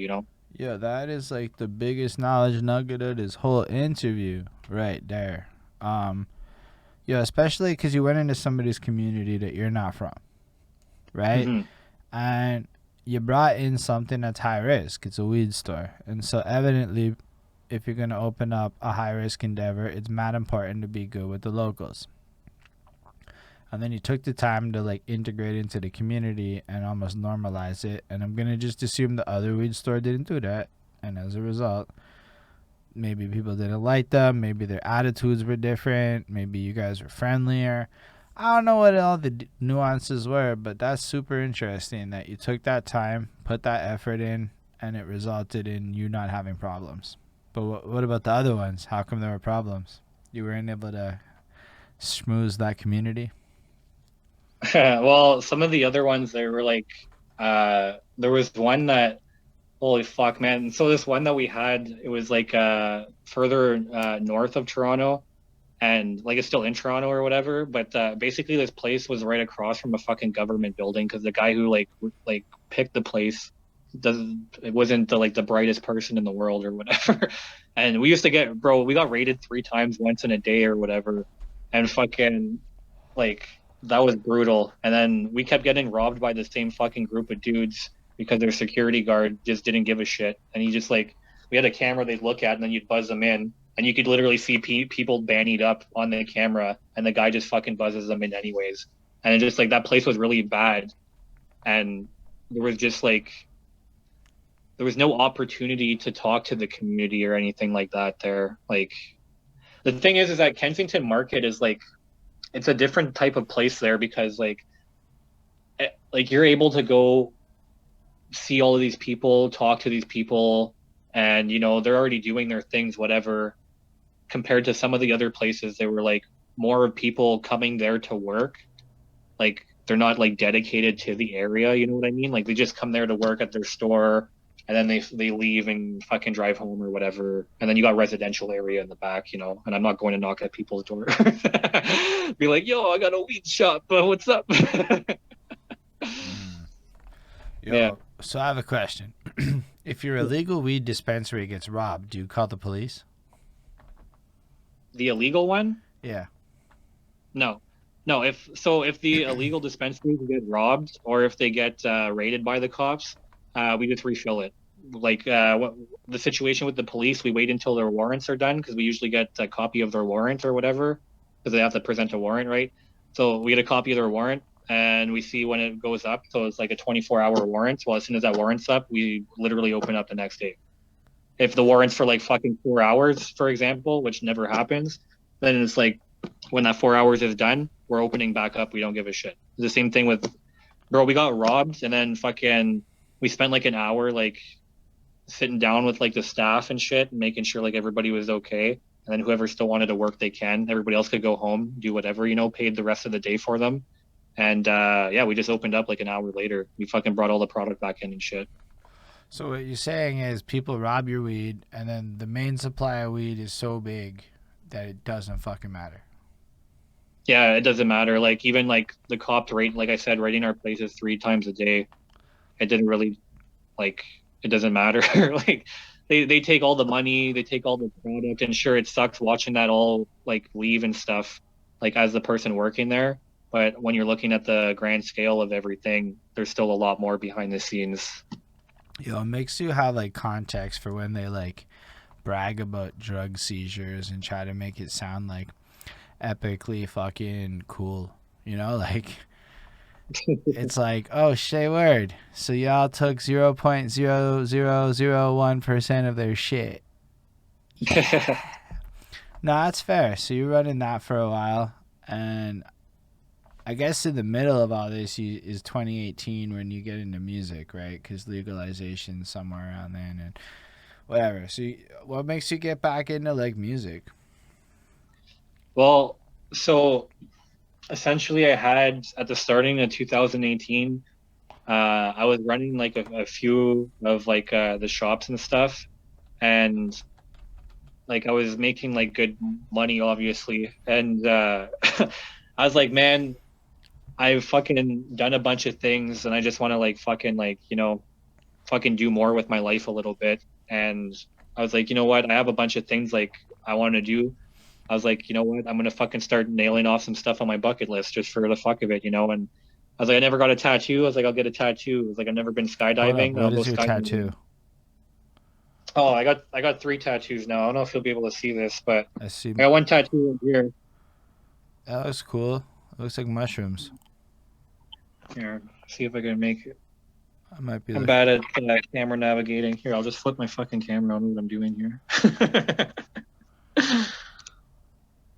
There you go. Yeah, so it's called this one's called Learning to Share, and it's pot leaves and mushrooms, and they're all growing from like the mushrooms. same. I'm glad it's mushrooms because I was like, just like, please be mushrooms. Oh, that's a hand. Yeah, it's a reaper hand. Oh, that's cool. And like that's a weed leaf in the middle, eh? Yeah. So yeah, I got that one, and then I got I have another one on the back of the same arm. That one I can't really show you much, I don't think. Still looks cool outline wise. It has a little.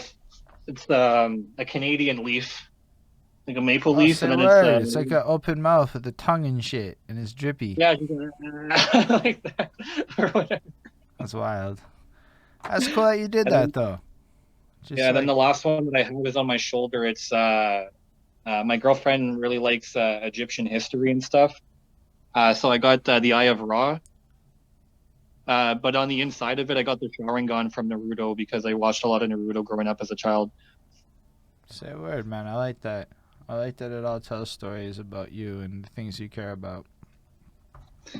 But yeah, so I was like, and also I never been in a plane, never took a plane ride. And the first thing I did was jump out of one. I went to decide to go skydiving. I was like, fuck it, I'm going big or going home type of thing.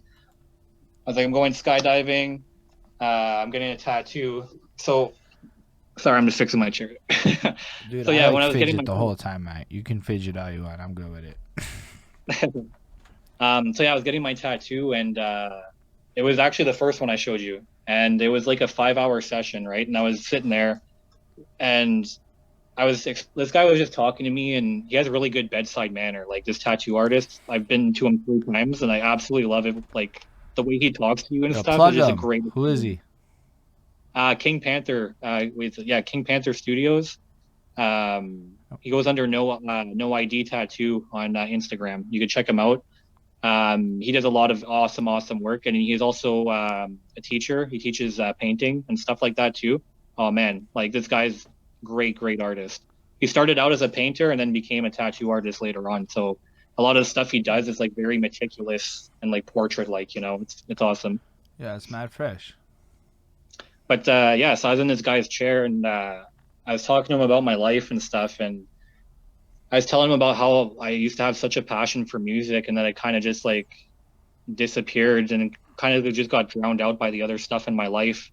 And he was telling me, he's like, if you have a passion for something, it's like you got to do it. He's like I moved here because he's Indonesian, and he moved here, became a hotel, like worked at a hotel, sorry, and then became the hotel manager for like quite a few years, and then he realized he wasn't happy, and he's like, that's when I started to do tattoos, and like I'm happy again, and he's like, that's what you need to do. You need to become happy again. And while doing my tattoo, he's like, I actually have a producer that lives above me, like in the unit above me or whatever. He's like, you want me to go get him?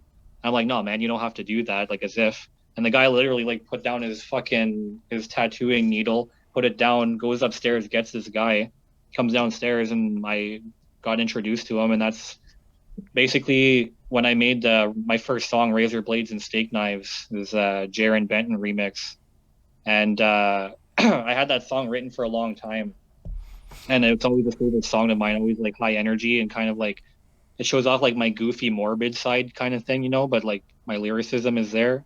So, I have a um, question. what? Define lyricism. In my opinion, for lyricism, for me, is if you're able like to twist and manipulate words and make things like being able to like, man, lyricism actually means a lot of things for me.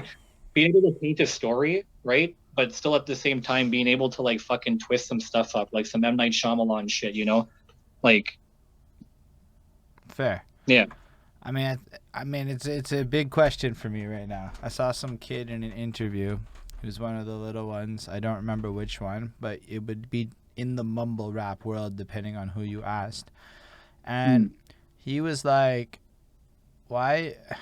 The way he framed the concept of lyrical is that more words is not better, and No. that often what ends up happening is people shit on great lyricism that they overlook due to brevity, and they don't understand the concept of it. And so like in a lot of cases lyrical gets perceived as like over the top in a sense, and that like anything that's not that doesn't necessarily get included in the concept of lyrical. That's why I'm fascinated by what people define it as. Not a lot of people use the word around and in the interview context, so I was curious. Yeah. And it's like the thing too is that like I strongly like that's why I call myself rhythm and poetry, right? I strongly believe in the poetry aspect of things too. So in a lyrical kind of aspect point is like I said, being able to paint that picture or being able to like twist and manipulate words in a way that it sounds dope. you know, just not as simplified. I hear what you're saying. In defense of some of the simple stuff, sometimes it's not simple. We just don't know what the jargon means. Oh, 100%. Yeah, because yeah, people have stuff that fucking we don't know what it means because they grew up in certain places that we haven't. Bro, I used to try to do album reviews for Griselda shit. And these motherfuckers flat out said, you don't know what the fuck you're talking about. I'm talking about comment people, right? Not like Griselda. But like the common people are like, bro, you don't know what the fuck you're talking about. Every bar is local fucking Buffalo slang, and you either get it or you don't, and they don't give a shit. And I'm like, fair. I'm not gonna try that hard to understand every West Side gun bar.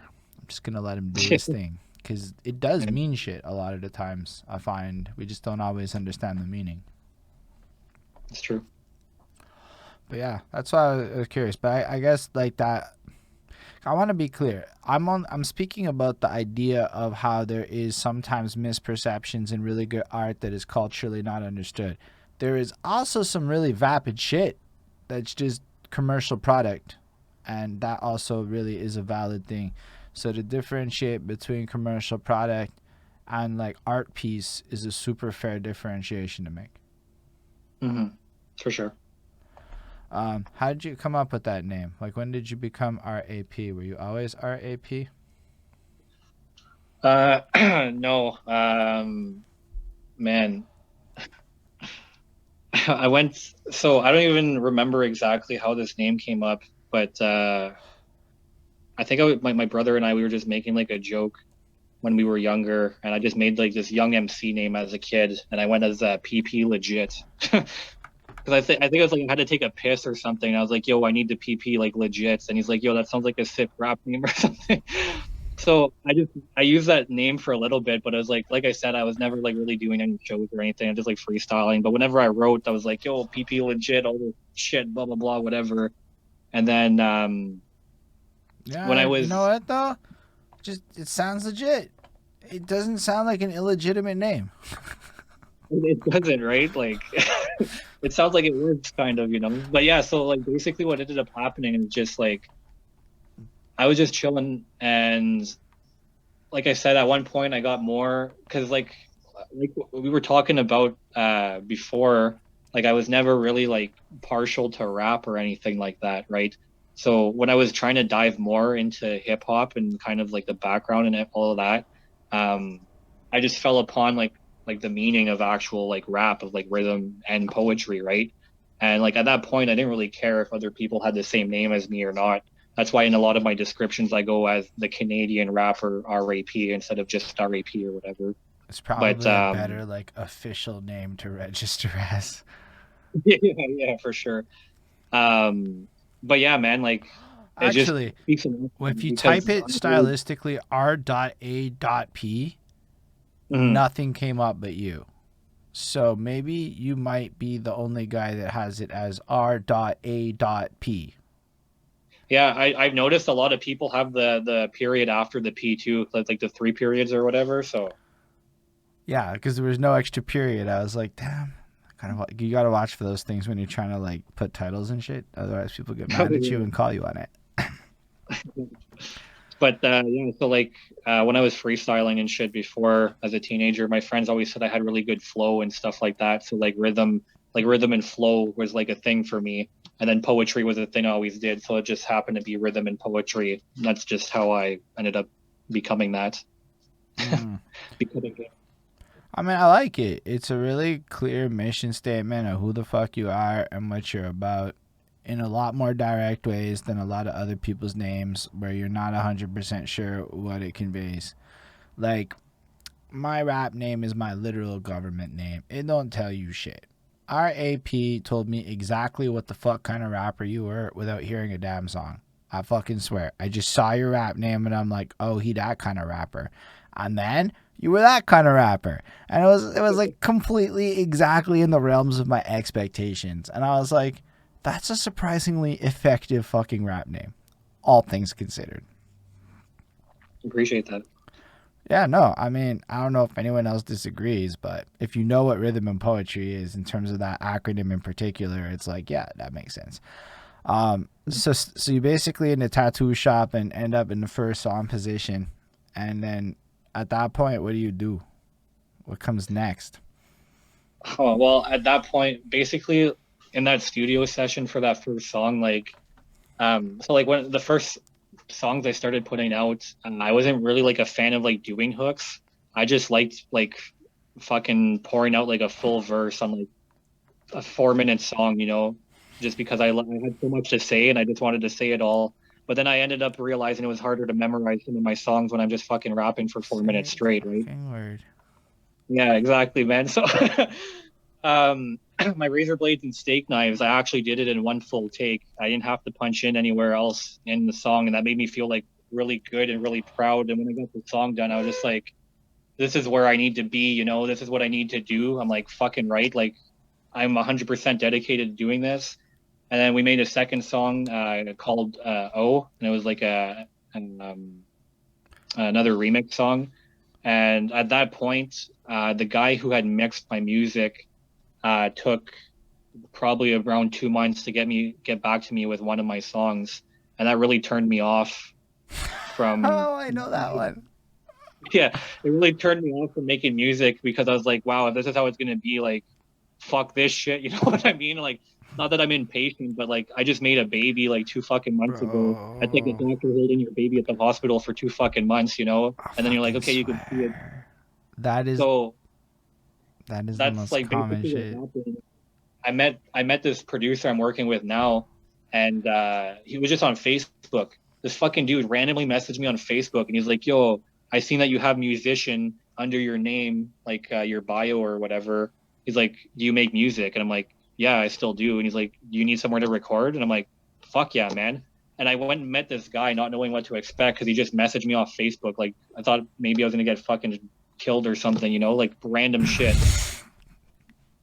I show You up know what? there. I laugh like that, but then I think about your restaurant stories and I retract my laugh.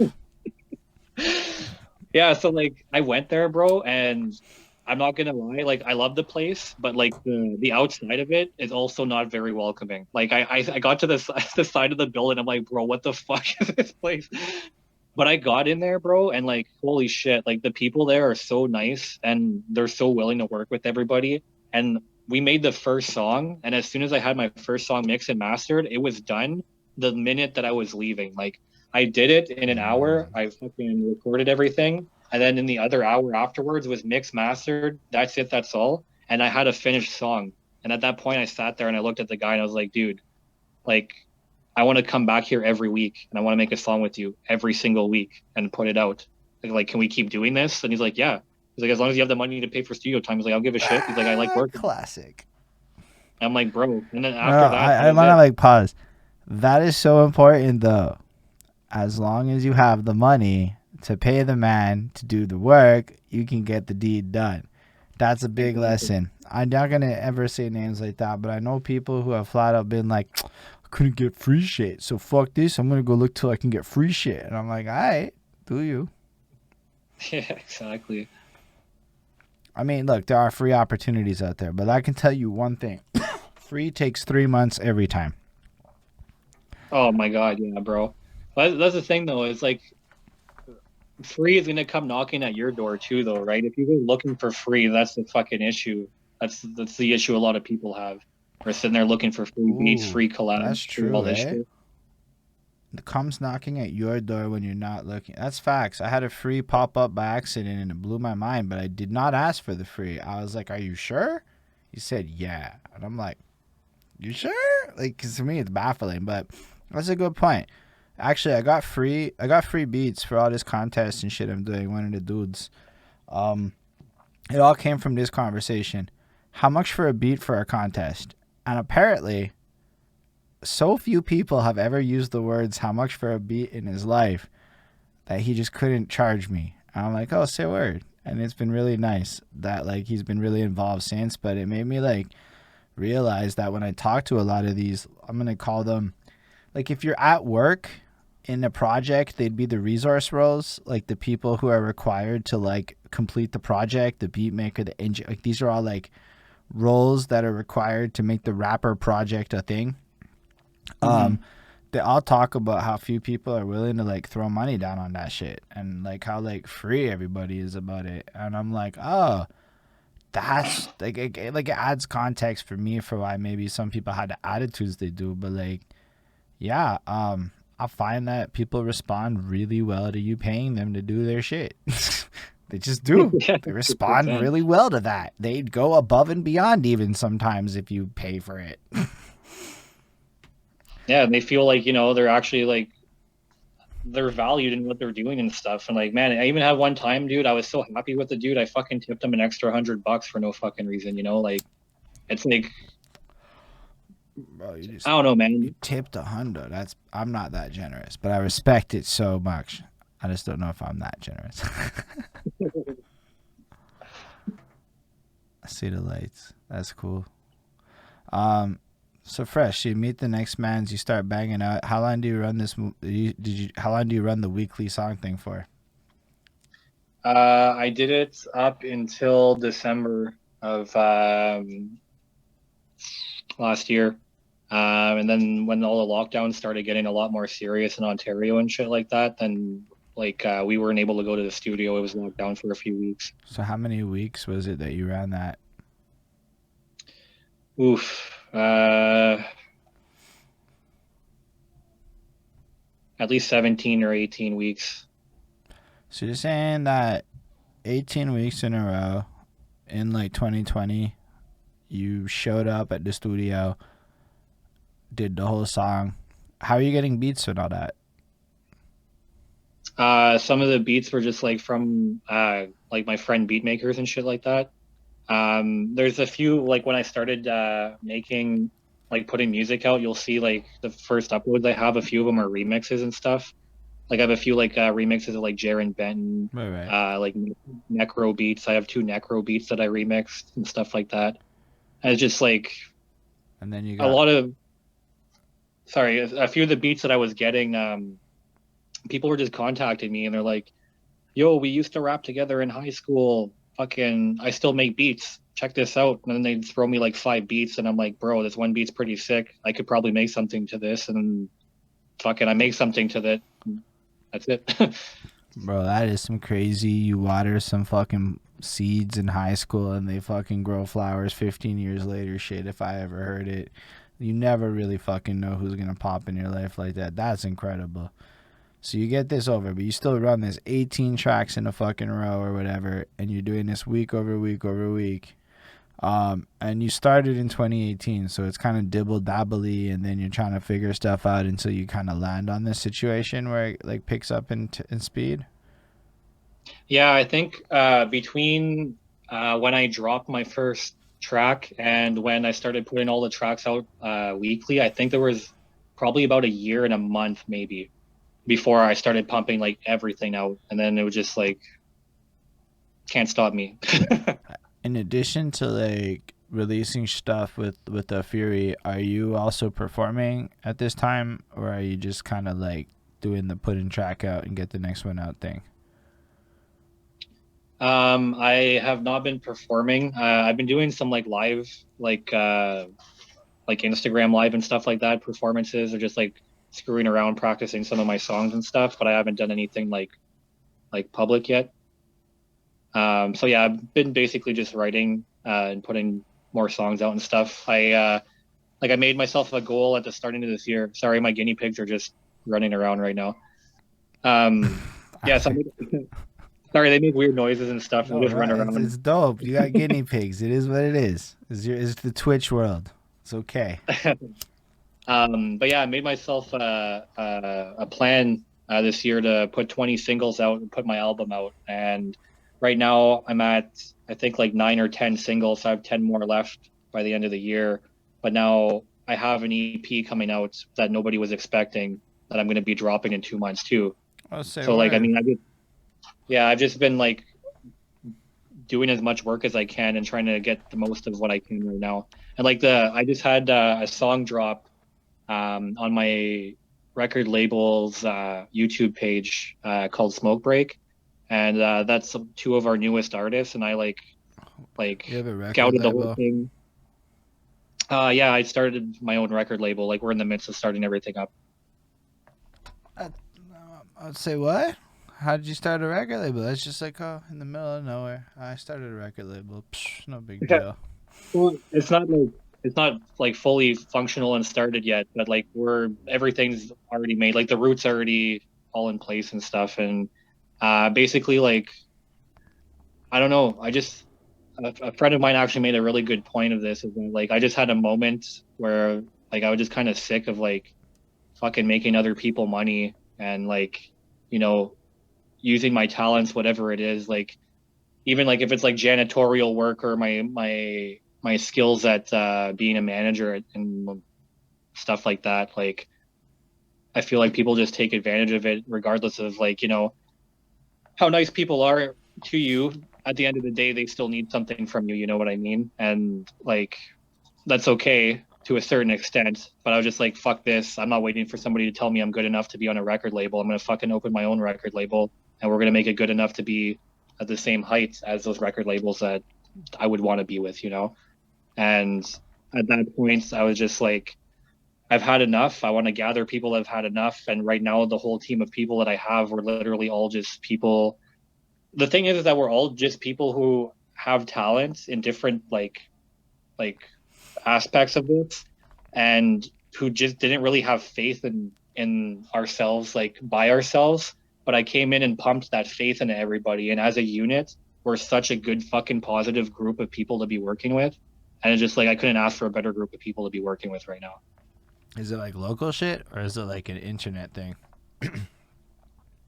So it's all people that I know personally right now. We're gonna be bringing in like more shit later on. But basically, I was just trying to look for people. Like I have like a producer who's like he has a background in EDM and he's now just trying to get into hip hop. So now we're bringing him into hip hop, and he already has a background in producing, so he already knows how to like do shit. We use the producers like all of the fucking apps and all that stuff that you need to use. He knows how to use those, like all that stuff, and basically, he just needs like guidance in like a hip hop direction. Like my brother listened to me rap for a lot of my life and stuff, so like he has a lot of more hip hop background than I do. So he'll sit there and he'll be like, "Yo, like this has to be like a Lupe Fiasco type beat," and then he'll try to like beatbox a certain thing or whatever and try to make it like that. So we're all teaching each other stuff that we're all good at, but we're all still trying to learn and like expand on. I just brought up the local thing because Factor pumped a whole bunch of money into grants y'all should be looking into. I'm not even kidding. That's how Canadian labels do their shit. They just get grant money. If you can justify the case, boom, grant money's on the table. And you don't have you have Ontario grants, right? That's like, see, like I'm an Anglophone in Quebec. There's no Quebec grants for me. That's not a thing. So it's just Canada grants. But if you should check out the grant situation, maybe you get a couple of racks to get some shit going. Dope, yeah. Because I'm the only one living in Toronto right now. We got most of the people are living in Sudbury, and then we got a guy in I think Newfoundland. You're all Canadian. Newfoundland and Quebec. You're all good. You're all Canadian. Yeah, we're all Canadian. Who's in Quebec? Our photo editor. He's the one that does all our backgrounds for YouTube stuff and all our. That's so weird. You guys just thought everything through resource-wise and put together like I need all these pieces of a puzzle. I got to put that together to get it done. Respect. Yeah, I have a friend of mine that he went to school. I went to school in elementary school with him, and then we kind of I went to a different high school, and I didn't talk to him for a long time. And I still had him on Facebook. I seen that he went to school to become a lawyer, and he wasn't doing anything during COVID. So I messaged him, and I have a fucking lawyer for my fucking record label. Just random ass shit. Yeah, that's probably one of the smartest things I heard somebody say in terms of finding a person. I don't think many of us look that far into lawyer friends. I found a financial advisor friend, though, so I feel kind of blessed on that front, and I see where you're coming from. Like, knowing you got a guy whose job it is to tell people how to spend money properly in your corner, it's big. It's helpful shit. That's fresh. What's your label thing going to be called if you have a name for it? So we're calling it Mediocre Poet Productions. That's what we're going to be called. That's that shit on your Instagram. That makes way more sense now. Yeah, we're going to be Mediocre Poet Productions. I like it. I like that. There's a humility in that. So your album came out very recently, if I'm not mistaken. Yeah. And that's all how do you go about making an album during COVID? What's that like? Well, um, I know, like, I didn't make like a full album like before in my life. It was more like a homemade rap CD, but it had like 14 tracks on it, so I consider it sort of like a mixtape of sorts, you know. But so yeah, that was like all in like kind of like one take, and like during COVID, it was like it wasn't kind of just like an afternoon or a weekend of like sitting and banging it out or something. It was like since I think February or whatever, I was just going every week or every 2 weeks. I was paying for more time than I usually get, and I would do one single and then I would do two tracks for my album every week when I go in, so that I still kept up with my singles and stuff. Right, I didn't fall behind, and yeah, basically it was just like a lot more time than I thought it would have been. You know what I mean? Like I thought it would have been like just not necessarily just a sitting, but not over almost a year span to get it all together. Yeah, that's usually how it goes with projects like that. Cause yeah, they take once you get multiple songs, it's not the same thing. And it felt like with that project, at least you were trying to tell a little bit of a story. Yeah, I was trying to tell a bit of story about myself, and like it was a little bit of a story, but a little bit of like, showing people like how goofy, but also how like versatile I am at the same time, because it's not like none of my songs are all partial to like one like type, I'm not just like, it's not all club hits, it's not all love songs, it's not like, like I try to hit a bunch of different like targets for my music Fair. on that album. I have to give this man credit because he did something that impressed me. I don't even know that I got to the part where I fully absorbed the song yet because I was still too excited to like conceptually absorb the song. He created a fucking murder mystery with all these Bring the Bars boys. And like they are flat out just like you're playing Clue, trying to not be the one that you think murdered though whoever got murdered or whatever on this track. And then he's like, but not all the clues are on this song. You're wrong, and it's not a person that I thought it was on some goofy shit. I wanted to understand more about where the other clues were, and if you could just expand on this, because it is a really nifty listen. It's like a bunch of rappers being like, ain't me that killed that motherfucker, but I'm eyeballing that dude, and he's fucking there. And my favorite was like, yo, King Canada too nice, it has to be him. That was my fucking favorite one. That was a good line for sure. But yeah, man, that song's concept like came together so like organically and stuff, and it was crazy working with the BTB boys, because like it's I've done a few projects with them, and it's always like great to work with them because we're all kind of on the same page and knowing what we want to do, and everybody's prompt with their work, right? We're not waiting like fucking 8 months to get the goddamn fucking 16 bars back from somebody. And so basically, like what happened is that, like as you could see on my album, I kind of like having titles that all of the letters like kind of start with like the same thing, like Sudbury Slam Sessions, Melodic Murder Mystery, like shit like that. It's very I didn't appealing to even my notice that shit, but now that you say it, that's pretty smart. yeah. So it's just like it's appealing to my ear. So like whenever I just like picked it, I was like, yeah, fuck it, I like that. So when we were getting the song together, we're like, well, what are we gonna call it? And I was like, Melodic Murder Mystery. I was like, that sounds dope. And then we all came up with the concept that it was gonna be a game of Clue or whatever, right? And so originally we were supposed to have another artist that goes by the name Kofa 811. He was supposed to be on the track with us, but he had some things that happened and he wasn't able to be on the track. So we got one of his boys instead. But we still shout him out in the song, and he still has a feature that's on the song. So the the back of the album would be where the other clue is to who killed the beat on the song. Because you have to go see who's there that isn't mentioned. No, it would be more like I don't remember the back of the album, so it's like I don't know. Okay, but fine, I'll go look after. it's okay. So No, basically, you don't have to spoil it unless you want to. I don't really care. So basically, I made it so that I still gave Kofa a credit on the song because he's the one that killed the beat. Because the reason why he wasn't able to be on the song is because he went to prison, like in real life or whatever.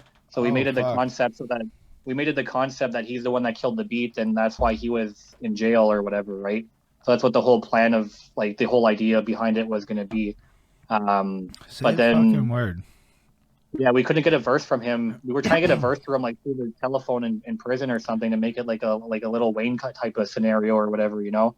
And we for some reason we couldn't get it, so we got Obi-Wan to jump on the beat, but we left Copa's name in the credits, and we still mentioned him in the song because he's the one that did kill the beat, and that's why he's in jail. And at the end of the song, his boy Obi-Wan, who's they're actually boys in real life, he comes and talks on his behalf, and he's like, "Oh, who killed the beat or whatever." But yeah, it's a super dope concept, man. Yeah, that's really like tapping into lore that I would have no fucking idea on in the first place. But like now that you've explained it all, I feel like if I spent 8 minutes watching you break that down on YouTube, I'd enjoy it. I would watch that video. That's my shit. I'm into that. Like I said, it reminds me of an ARG, which is an alternate reality game, which is that bullshit YouTubers in really obscure pockets of the internet do, where they like watch, they create like a YouTube video and then that links to like a Google Maps picture, and then like it's like a whole fucking thing, and you unravel the mystery, and it's all fucking wonky, but like there's whole communities that are into that shit, and I like that shit a lot because it's just so obscurely fucking fascinating. And I'm like, you basically did a mini one on your album. Like that's a big old, like you have to actually put that little bit of effort in, and that meant that it was really only the people who copped your project, because who else has seen the fucking back cover, who are even gonna get that, which is fucking fascinating in general, right? Like all of that's really nifty shit, man. Really nifty. I give you like full props on that. Impresses the fuck out of me on every level, and that doesn't happen that often where I'm just duly going, I just wish I thought of that before this guy, but I didn't. So now I'm gonna steal his idea and do my thing with it, but deep down in my soul know it was your idea. That's what happens next. Honestly, that was like the biggest feedback from my album. Like out of everything on my album that anybody said, the biggest thing I got from everyone was, when is there going to be a part two of this murder mystery? Everybody's like, when is there going to be a part two? This is really cool. It's a really cool concept. You gotta go. Okay, Saw was a really cool concept. Saw 2 worked because they had to up the concept to make it work. So you can't Yeah. just do like a part 2. You gotta Oh no, also no. up the meta game, bro. I'm fucking sold. Oh my god. Anyway, my imagination is going wild with the potential for what a person could do with this fucking idea. It is the coolest, like, oh my god, in the social media world, the amount of Easter eggs you could create a trail of, that would create, you might already be doing it and we don't even know it. You know what I'm saying? Like that's the level of where this shit's at right now. Woo! You got me excited. It's dope, man. I'm happy. I'm just like, I'm really into alternate marketing, right? Like a lot of people like to pay. I want to come up with really great. I want to like capture the attentions of people with stupid shit, the dumbest shit. Like here's an example.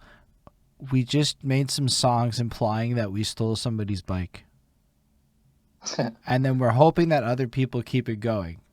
They're not, but we'll keep it alive. And what happened was, is my boy in Scotland is like, who the fuck is this guy that you? Why are you guys rapping about this guy? And he went and looked him up and shit and became a fan. And I'm like, yeah, that's how you do this shit. I'm like, I'm trying to get like a lot more people involved. I'm like, yo, on TikTok, it's wild. Me and my boy Seeb Dread will be like, yo, Seeb Dread, I'm in the morning, coffee in my hat instead. This is fucking garbage raps. It's like 6 a.m. and fucking put it out. And then I'll tag him. Be like, yo, Holden, blah, blah, blah. And like that's how he responds back. And I'm like, yo, if we were all there just rapping at each other like it was like we are cool reality TV. Like, fuck it. We are the shit. Motherfuckers will just watch it like, who the fuck are these people? And that's the best ever. That's my dream stay right now, is everybody jumps on and we just add each other on TikTok like we're 14-year-olds with MSN Messenger. That's how it has to be, man. That's how it has to be. And it's fun because you don't have to try that hard on TikTok if you're rapping. You just like rappity raps, and then like fucking post it with some hashtags. It's fucking great. It's the easiest shit I've ever done as far as content. Yo, reels though, with your own music, you have to fucking try, cause it's like think of shit. I'm not good at reels. I'm just not. Mm. They're fucking hard, but I like the rest of it. The rest of it's fun. Mm. How do you feel about social media? Honestly, I feel like I'm kind of like half and half about it. Like I'm not, if you look on my phone, I don't have Snapchat. Never been a fan of Snapchat. I probably had Snapchat on my phone for like a whole week at once. I've never been on Twitter either. Like there's quite a few things I've never really been on that I haven't really experienced. And like even like moving to Toronto was a weird experience for me because like I was single when I moved here and I was trying to pick up girls and like instead of like getting a number, they give me their fucking Instagram and I'm like, bro, I have like 50 followers on Instagram because I'm from a farm town and I don't give a fuck about this. Like we all talk on Facebook like normal people are fucking in front of each other, you know what I mean? So yeah, it was like really eye-opening to me to notice like how much I don't really like partake in fucking social media whatsoever. Like I find it's useful for like what it's there, but I don't particularly use as much of it as I should. Should is a big relative, man. It's all relative to your grind. I just think Yeah. they're interesting tools. Like, I don't actually use the Instagram feed. I just post to Instagram and I research people on Instagram, but I never Mm. use the feed because it's boring to me. I like Facebook because I'm old as shit and I accept it. Like, it's just if you like Facebook, you might not be the youngest person in life these days, is what I've learned. And like, that's like a truth about Facebook. Um, but it's cool that you had the Instagram because A, it helps you meet girls. That's a fact. And B, it's useful if you want to meet young people in this rap game because good chance that anybody that's like 22 is not on Facebook. And if they are, they begrudgingly make fun of you when they log into their Facebook account because you pointed out that's where the old people are. That's fair stills. Tell us about the karaoke thing. So yeah, basically like when I first moved here, um, like we were making a lot of money working in like the dispensary and stuff because like none of it was taxed and shit, obviously. So that was good. So we were just fucking partying all the time and stuff, and we ended up stumbling across this bar. It's called the Rose and Crown in Toronto, and they have karaoke nights every Monday. So it was only on Monday nights, and we were there on a Monday, and I was absolutely trashed. And I was like, man, I'm going up to sing karaoke. And I was trying to get my best friend to come up with me, and he's all shy. And I'm like, bro, like, let's go. Stop being a pussy. Like, drink your beer and let's do this, you know? And we went up and we sang, I forgot what the fucking name of the song is. It's like the final showdown song The in final Tenacious countdown. D. Or No, no, no. the one in Tenacious D when he goes against the devil there. Oh, tribute. This is just a tribute. You've No, no, gotta. no. It's the one. It's Oh, the one you're in talking about from the the fucking movie. movie. Yeah, yeah. Oh, When say Dave Grohl word. plays Right, the right, right, devil. right. Okay, I know what you're talking about. Devil. No, I know what you're talking about, but I can't remember the name of the song. Yeah, but yeah. It's like a back and forth between like Tenacious D and the devil and stuff, right? Yeah, And yeah. so we went up and the karaoke guy had that on his system, so we sang it together, and like everybody, half the bar was like cheering, and the other half was like, "Bro, what the fuck is this?" Like, you know. But we had a great time, and then after that night, I literally went to that bar every single Monday night after, and I would always sing like Tenacious D or like White Stripes. I had to get some Nickelback in. I know people don't like Nickelback, but I don't really give a They're shit. amazing. Anybody who Um, doesn't like Nickelback, it doesn't make no sense to me. Dude, but the first concert I've been to in like real life is Nickelback. I seen Nickelback was the first band I've actually ever seen in my life. But they're like incredible. Like I know why people don't like them. It's because they're successful and they make really great pop music and people like to get mad when really successful pop stars exist. It's just what people do. But bro, you can go to any Nickelback album. They're versatile. They're all over the place sonically. The concepts are actually like really dark and like mature themes, relatively speaking, for the times. Like, there's a whole reason that they're tapping into your girlfriend's daddy issues. Like, it just totally makes sense why men hated that shit. Exactly, it's true. But yeah, I was just like there singing all this stuff, and I was having a great time. And like, there's one night I was there, and fucking this girl walked in, and she was like super fucking hot, bro. Like, I was sitting there like, damn, I was like, this girl's so like attractive, and I was hammered, and so I had a song that I was gonna sing. Uh, it was a Tenacious D song, but I like Jack Black because his vocals, like when he sings songs, he shows his vocal range like throughout the song, right? So I was planning to go sing a Jack Black song so that I could show my vocal range to this chick, but because I was hammered, I decided the last second to switch the song to the fucking Bad Touch by the Bloodhound Gang because I thought I'd be like fucking cool or whatever. So I was singing this song. I was singing this song to this girl, and I thought I was cool. I wasn't too cool.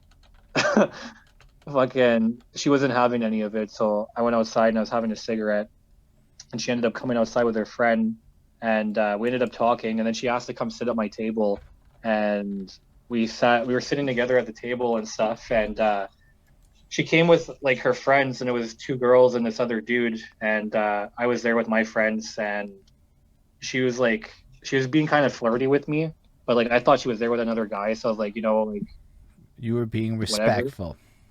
Yeah, exactly. So I was like, whatever, like I don't want to get into the middle of this shit. So I was sitting there, and she says that she had to go to the bathroom, so her and the girls go to the bathroom, and I look at the guy, and I just want to ask you, like, are you two together or something? Like, I just want to know if you're dating. He's like, oh no, man, I'm gay as fuck, dude. And I'm like, oh my god. I'm like, as if I'm like, I didn't know or anything. And he's like, no, no problem. He's like, yeah, I think she's into you because she's been trying to flirt with you the whole time. And I was like, bro, I thought you guys were together. But yeah, anyway, that's how I ended up meeting my girlfriend. I'm still with her to this day. We were going to karaoke like every night and stuff, and that's how we ended up meeting. So let me understand this correctly. The Bloodhound Gang Yeah. helped you much in your life. Their existence helped you very much in a lot of ways. It did. I Shout out never the thought I'd Bloodhound take this, Gang. but it did. I appreciate your input. Yeah, it's one of my favorite songs. I don't care what anyone says. Yo, fuck, straight to this day, it's like what it do that, and then it's like that fucking thing, and then they do the thrusts. Bro, I remember that Yeah. shit from when I'm like fucking 12. I don't care what anyone says. That shit's like a banger. I mean, I'm also 12, and the shit's about fucking. It's a banger to this day. I don't care what anyone says. That was a great music video too. Oh I yeah. digress. That's an amazing story, and I'm glad that song's included. That's cool. Do you karaoke a lot? Stills? Like, or I guess I don't know because it's COVID now and it's Ontario, and I don't really know. It's different than Quebec. Well, so before COVID happened, we found this little bar, this sushi bar that had karaoke in the basement till 4 a.m. So my girlfriend would go and we would go there to get drunk and eat sushi and karaoke. And you pay $20 an hour and you get this private room and you can just karaoke in it. So pretty fun. But you want to answer your question? I have a karaoke microphone right here in my room. So we can't go karaokeing anywhere right now, but we do in our house. I respect that a lot. Yeah, I want to karaoke. I wish more people wanted to karaoke. That's like the funnest shit ever for me. But every rapper I know is like, I can't fucking karaoke another man's raps till they get in the whip and they're like bar for fucking bar spitting another man's raps. But somehow you do that on stage and it's inappropriate, but you do it in a private concert for your homeboys and it's totally appropriate. Whack ass fucking rules that people make for themselves. Stills, man. I did hip hop karaoke. It was the most amazing thing. I don't know if that shit exists in Toronto, but check that shit out. If they're there. It's kind of like every city had their own, and they were all like kind of independent, but still kind of the same core idea. So there's no words though. So now you gotta like walk in with the track ready to like fucking pop off like you wrote it. And so I just started doing that, and the shit was at like a bigger venue in my first like year, second year of rapping or whatever. And my gosh, man, there's nothing like having 300 drunk young people like fucking doing shit. Like I did Ludacris's rollout, and I was like, yo, I need I need y'all to do the rollout, rollout, and they did it. They just did it, and I'm like, say a word, and it looks amazing on video and shit. And I'm like, I sound like ass because I can't sing for shit, but man, it looked cool that they fucking did it with me and shit. Yo, shout out DJ Magnanimous who does the fucking loop sessions in Montreal. Y'all went live when I was live and I couldn't go check your shit. But he said I once ended up in an underground illegal after hours karaoke in Chinatown after a DJ gig. I was mad confused. Say a word. I didn't even man, that was like a little bit to process there. That's dope. Stills. Shit, we gotta get you on a fucking thing. Yo, it was the most amazing shit at Belmont. It felt like, cause yo, you gotta understand, this is like the venue that like low key like underground, but like you still care about them rappers come to, like a La Coca Nostra and shit. And so you're at this venue that looks like a venue, like a real venue, not like a bar. It looks like a fucking show place, and it's full of young people dancing and shit. At least for this like 1 year where they were doing it monthly and shit. Now it's part of that run. And like you're doing all these pop songs because they don't let you do anything but pop songs, which in hindsight made for much better video, and thank them for their fucking wisdom. And my young ass was trying to do ICP and shit, not the wisest move for that crowd.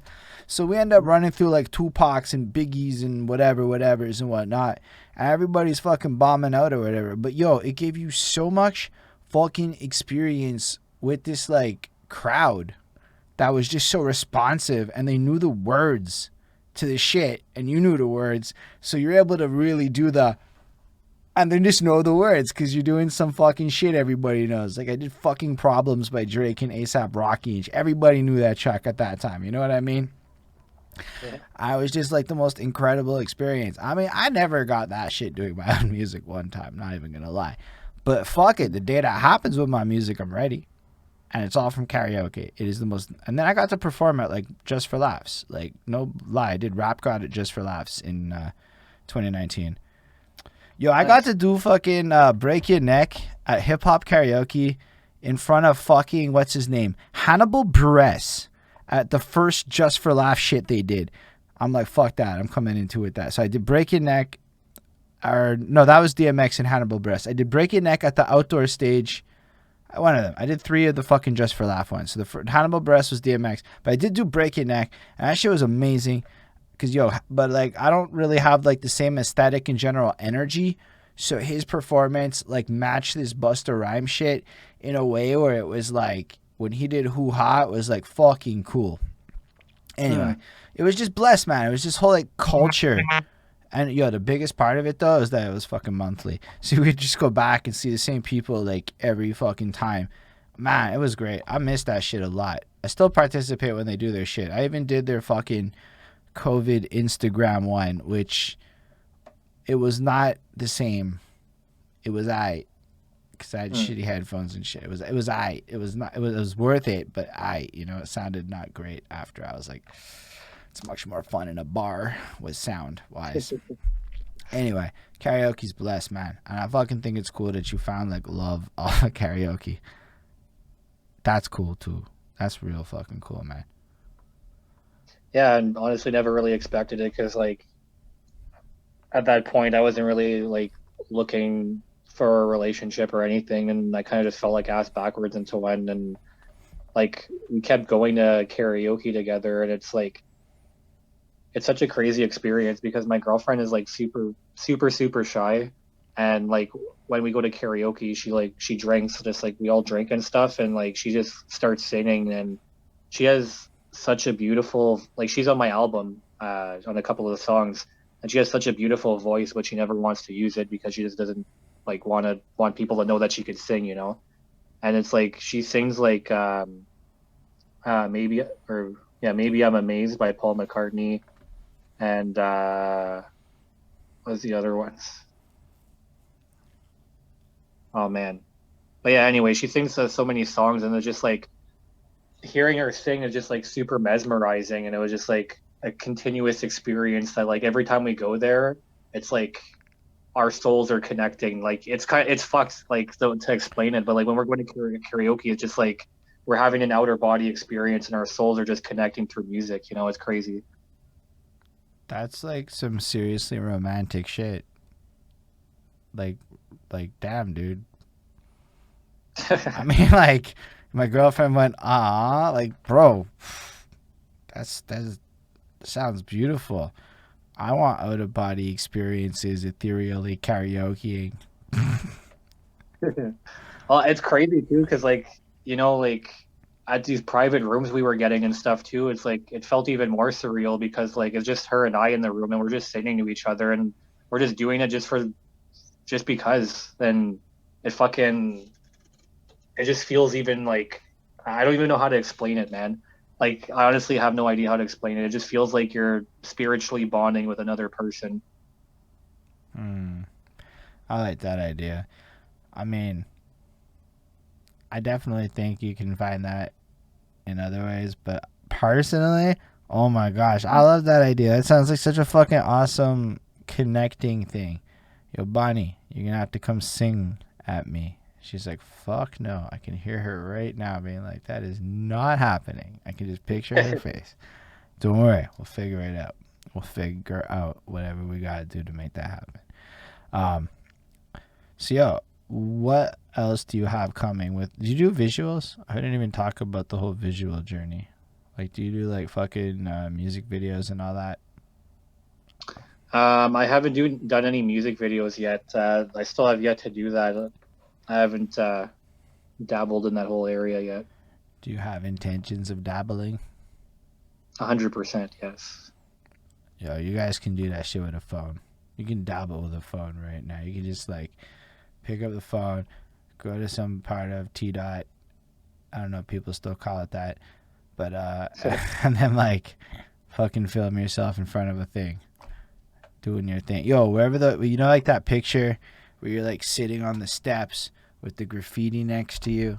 You can go find one Yeah. of those spots and just be like, yo, doop a boop boop boop, and then just like get a video editor on your phone for like eight Mm. bucks and like edit it mad quick, throw on a 1-2 filter, pop that out. It's gonna be better than nothing. Yeah, definitely. The only issue that I was having with that is like I bought a GoPro to make some music videos this year, Let's say like a word. few cameras and stuff, but I don't have like my girlfriend works all the time and like I basically just like kind of live in Toronto by myself. Like the people I moved here with, they moved back to Sudbury and stuff. So like I don't really fucking hang out with people or anything on my downtime. Fair. All I Yeah. know is that there's a lot of simple things you can do to make stuff. But man, all I Mhm. gotta do is go to shows and shit. Are the shows happening? Is there like a live scene opening up again in Toronto? I think in September there is, yeah. That's dope. Then you just gotta go and integrate into that. Are you gonna go find spots to perform? Oh, 100%, yes. Ah, it's over. You're just gonna go meet people then. That's like the number one rule to this shit. I've talked everybody I've talked to. I've asked the question, "How did you find this person?" They're like, "I went out. I left my crib." Granted, you guys allowed to do things? Are you guys in lockdown still? No, we're allowed to do stuff right now. Sort of kind of limited still, but we're Are the freer stores than open yet? we yeah. So all the stores are back to normal. Like you can buy like non-essential shit properly again. Yeah. Fresh. That's dope stills. I don't know what else to ask you at this moment, Mr. R.A.P. I feel like we've worked up because you already said that you got an EP coming. You're gonna keep running your singles. You've been doing all this stuff. EP's coming in a couple of months. Like you already dropped the what I'm doing next stuff already. I don't know if there's anything else though that you want to mention that you want to announce, etc. Well, the one extra thing I'll probably mention is that one of those singles that I'll be doing for the end of the year is going to be featuring Dizzy Wright. I got a feature with Dizzy Wright coming for December. Say a fucking word. That's nifty as fuck. How'd you get a Dizzy Wright feature? So I was actually watching this YouTube video, and it was this guy talking about how he he DM'd 100 different artists, and how most of them responded back to him with a price for a feature collaboration from their artists and stuff. And Dizzy Wright was one of these guys. So I figured I'd give it a try too. So at the start of this year, I messaged a bunch of artists, and I had a few artists get back to me. So I had Bizarre from D12 get back to me, Dizzy Wright, Redman get back to me too, but he said he wasn't doing any features or anything at the moment. You saying Redman answered you? Yeah, he answered me on Instagram, and he actually. So I asked him like on the 10th of January, and the 13th of January is my birthday. So on the 10th of January, I asked him if we could do a feature. He told me no because he wasn't doing any, and then to send me some of my music so he could check it out. And then 3 days later on my birthday, he's like, "Yo, I'm just wishing you a happy birthday, brother." Blah blah blah. I was like, "Fuck as if, dude." It's like the coolest birthday I've ever had. Say a word, eh? That's real dope, man. But yeah, I messaged Dizzy, got a price and everything from his manager, and fucking we set it up for December. So yeah. It's fucking dope. Still, that's cool, man. I'm happy for you. Thanks, man. Honestly, that's real good. I'm glad we had this conversation. I feel like myself and everybody else who stuck around got to know you a lot better. Man, I really liked all of your anecdotes. I feel like that kind of shit, like it explains stuff. Like it explains like take like an anti-Xanax stance. Maybe makes more sense in a small town environment where the impact is felt differently. Right, I'm gonna say it like that. The impact isn't felt the same in Montreal unless you happen to be in that circuit. You can completely avoid a lot of things, is what I'm trying to say. So, like, hearing your story adds like this layer, like I said, to your project that I think is super dope, and just to your music and the way you present yourself. So I'm glad we did this, and you had some cool knowledge nuggets, man. You got some fucking interesting stories in how you did it. I wasn't expecting you to have the weed store thing. I wasn't expecting the fucking pizza story shit. You got me on a lot of I wasn't expecting the whole way through. Made it very enjoyable. That's all I gotta say. Thank y'all for watching too, the internet peoples. Yo, it's fucking dope that y'all stuck it through like you do, and you're commenting along the way. Everybody out there, I don't know if you're still with us. DJ Magnanimous, your lady friend Bonnie, Ismail, Golden Jenny, they're all fucking wonderful people. All you in the future watching, y'all are wonderful people too. Future people, like, follow, subscribe, all that good future people stuff. Your links are gonna be down below in the fucking description of the video and shit for the people watching in the future. And yeah, it was great having you here, man. On that note, do you have any final words for the folk? Man, honestly, I'm a big believer in dreaming, and all you guys just keep on fucking dreaming and chasing your dreams, man. That's all that really matters. Is what you do in life makes you happy. Doesn't matter if you make other people happy. Love it. And to double on that, live long and prosper, everyone.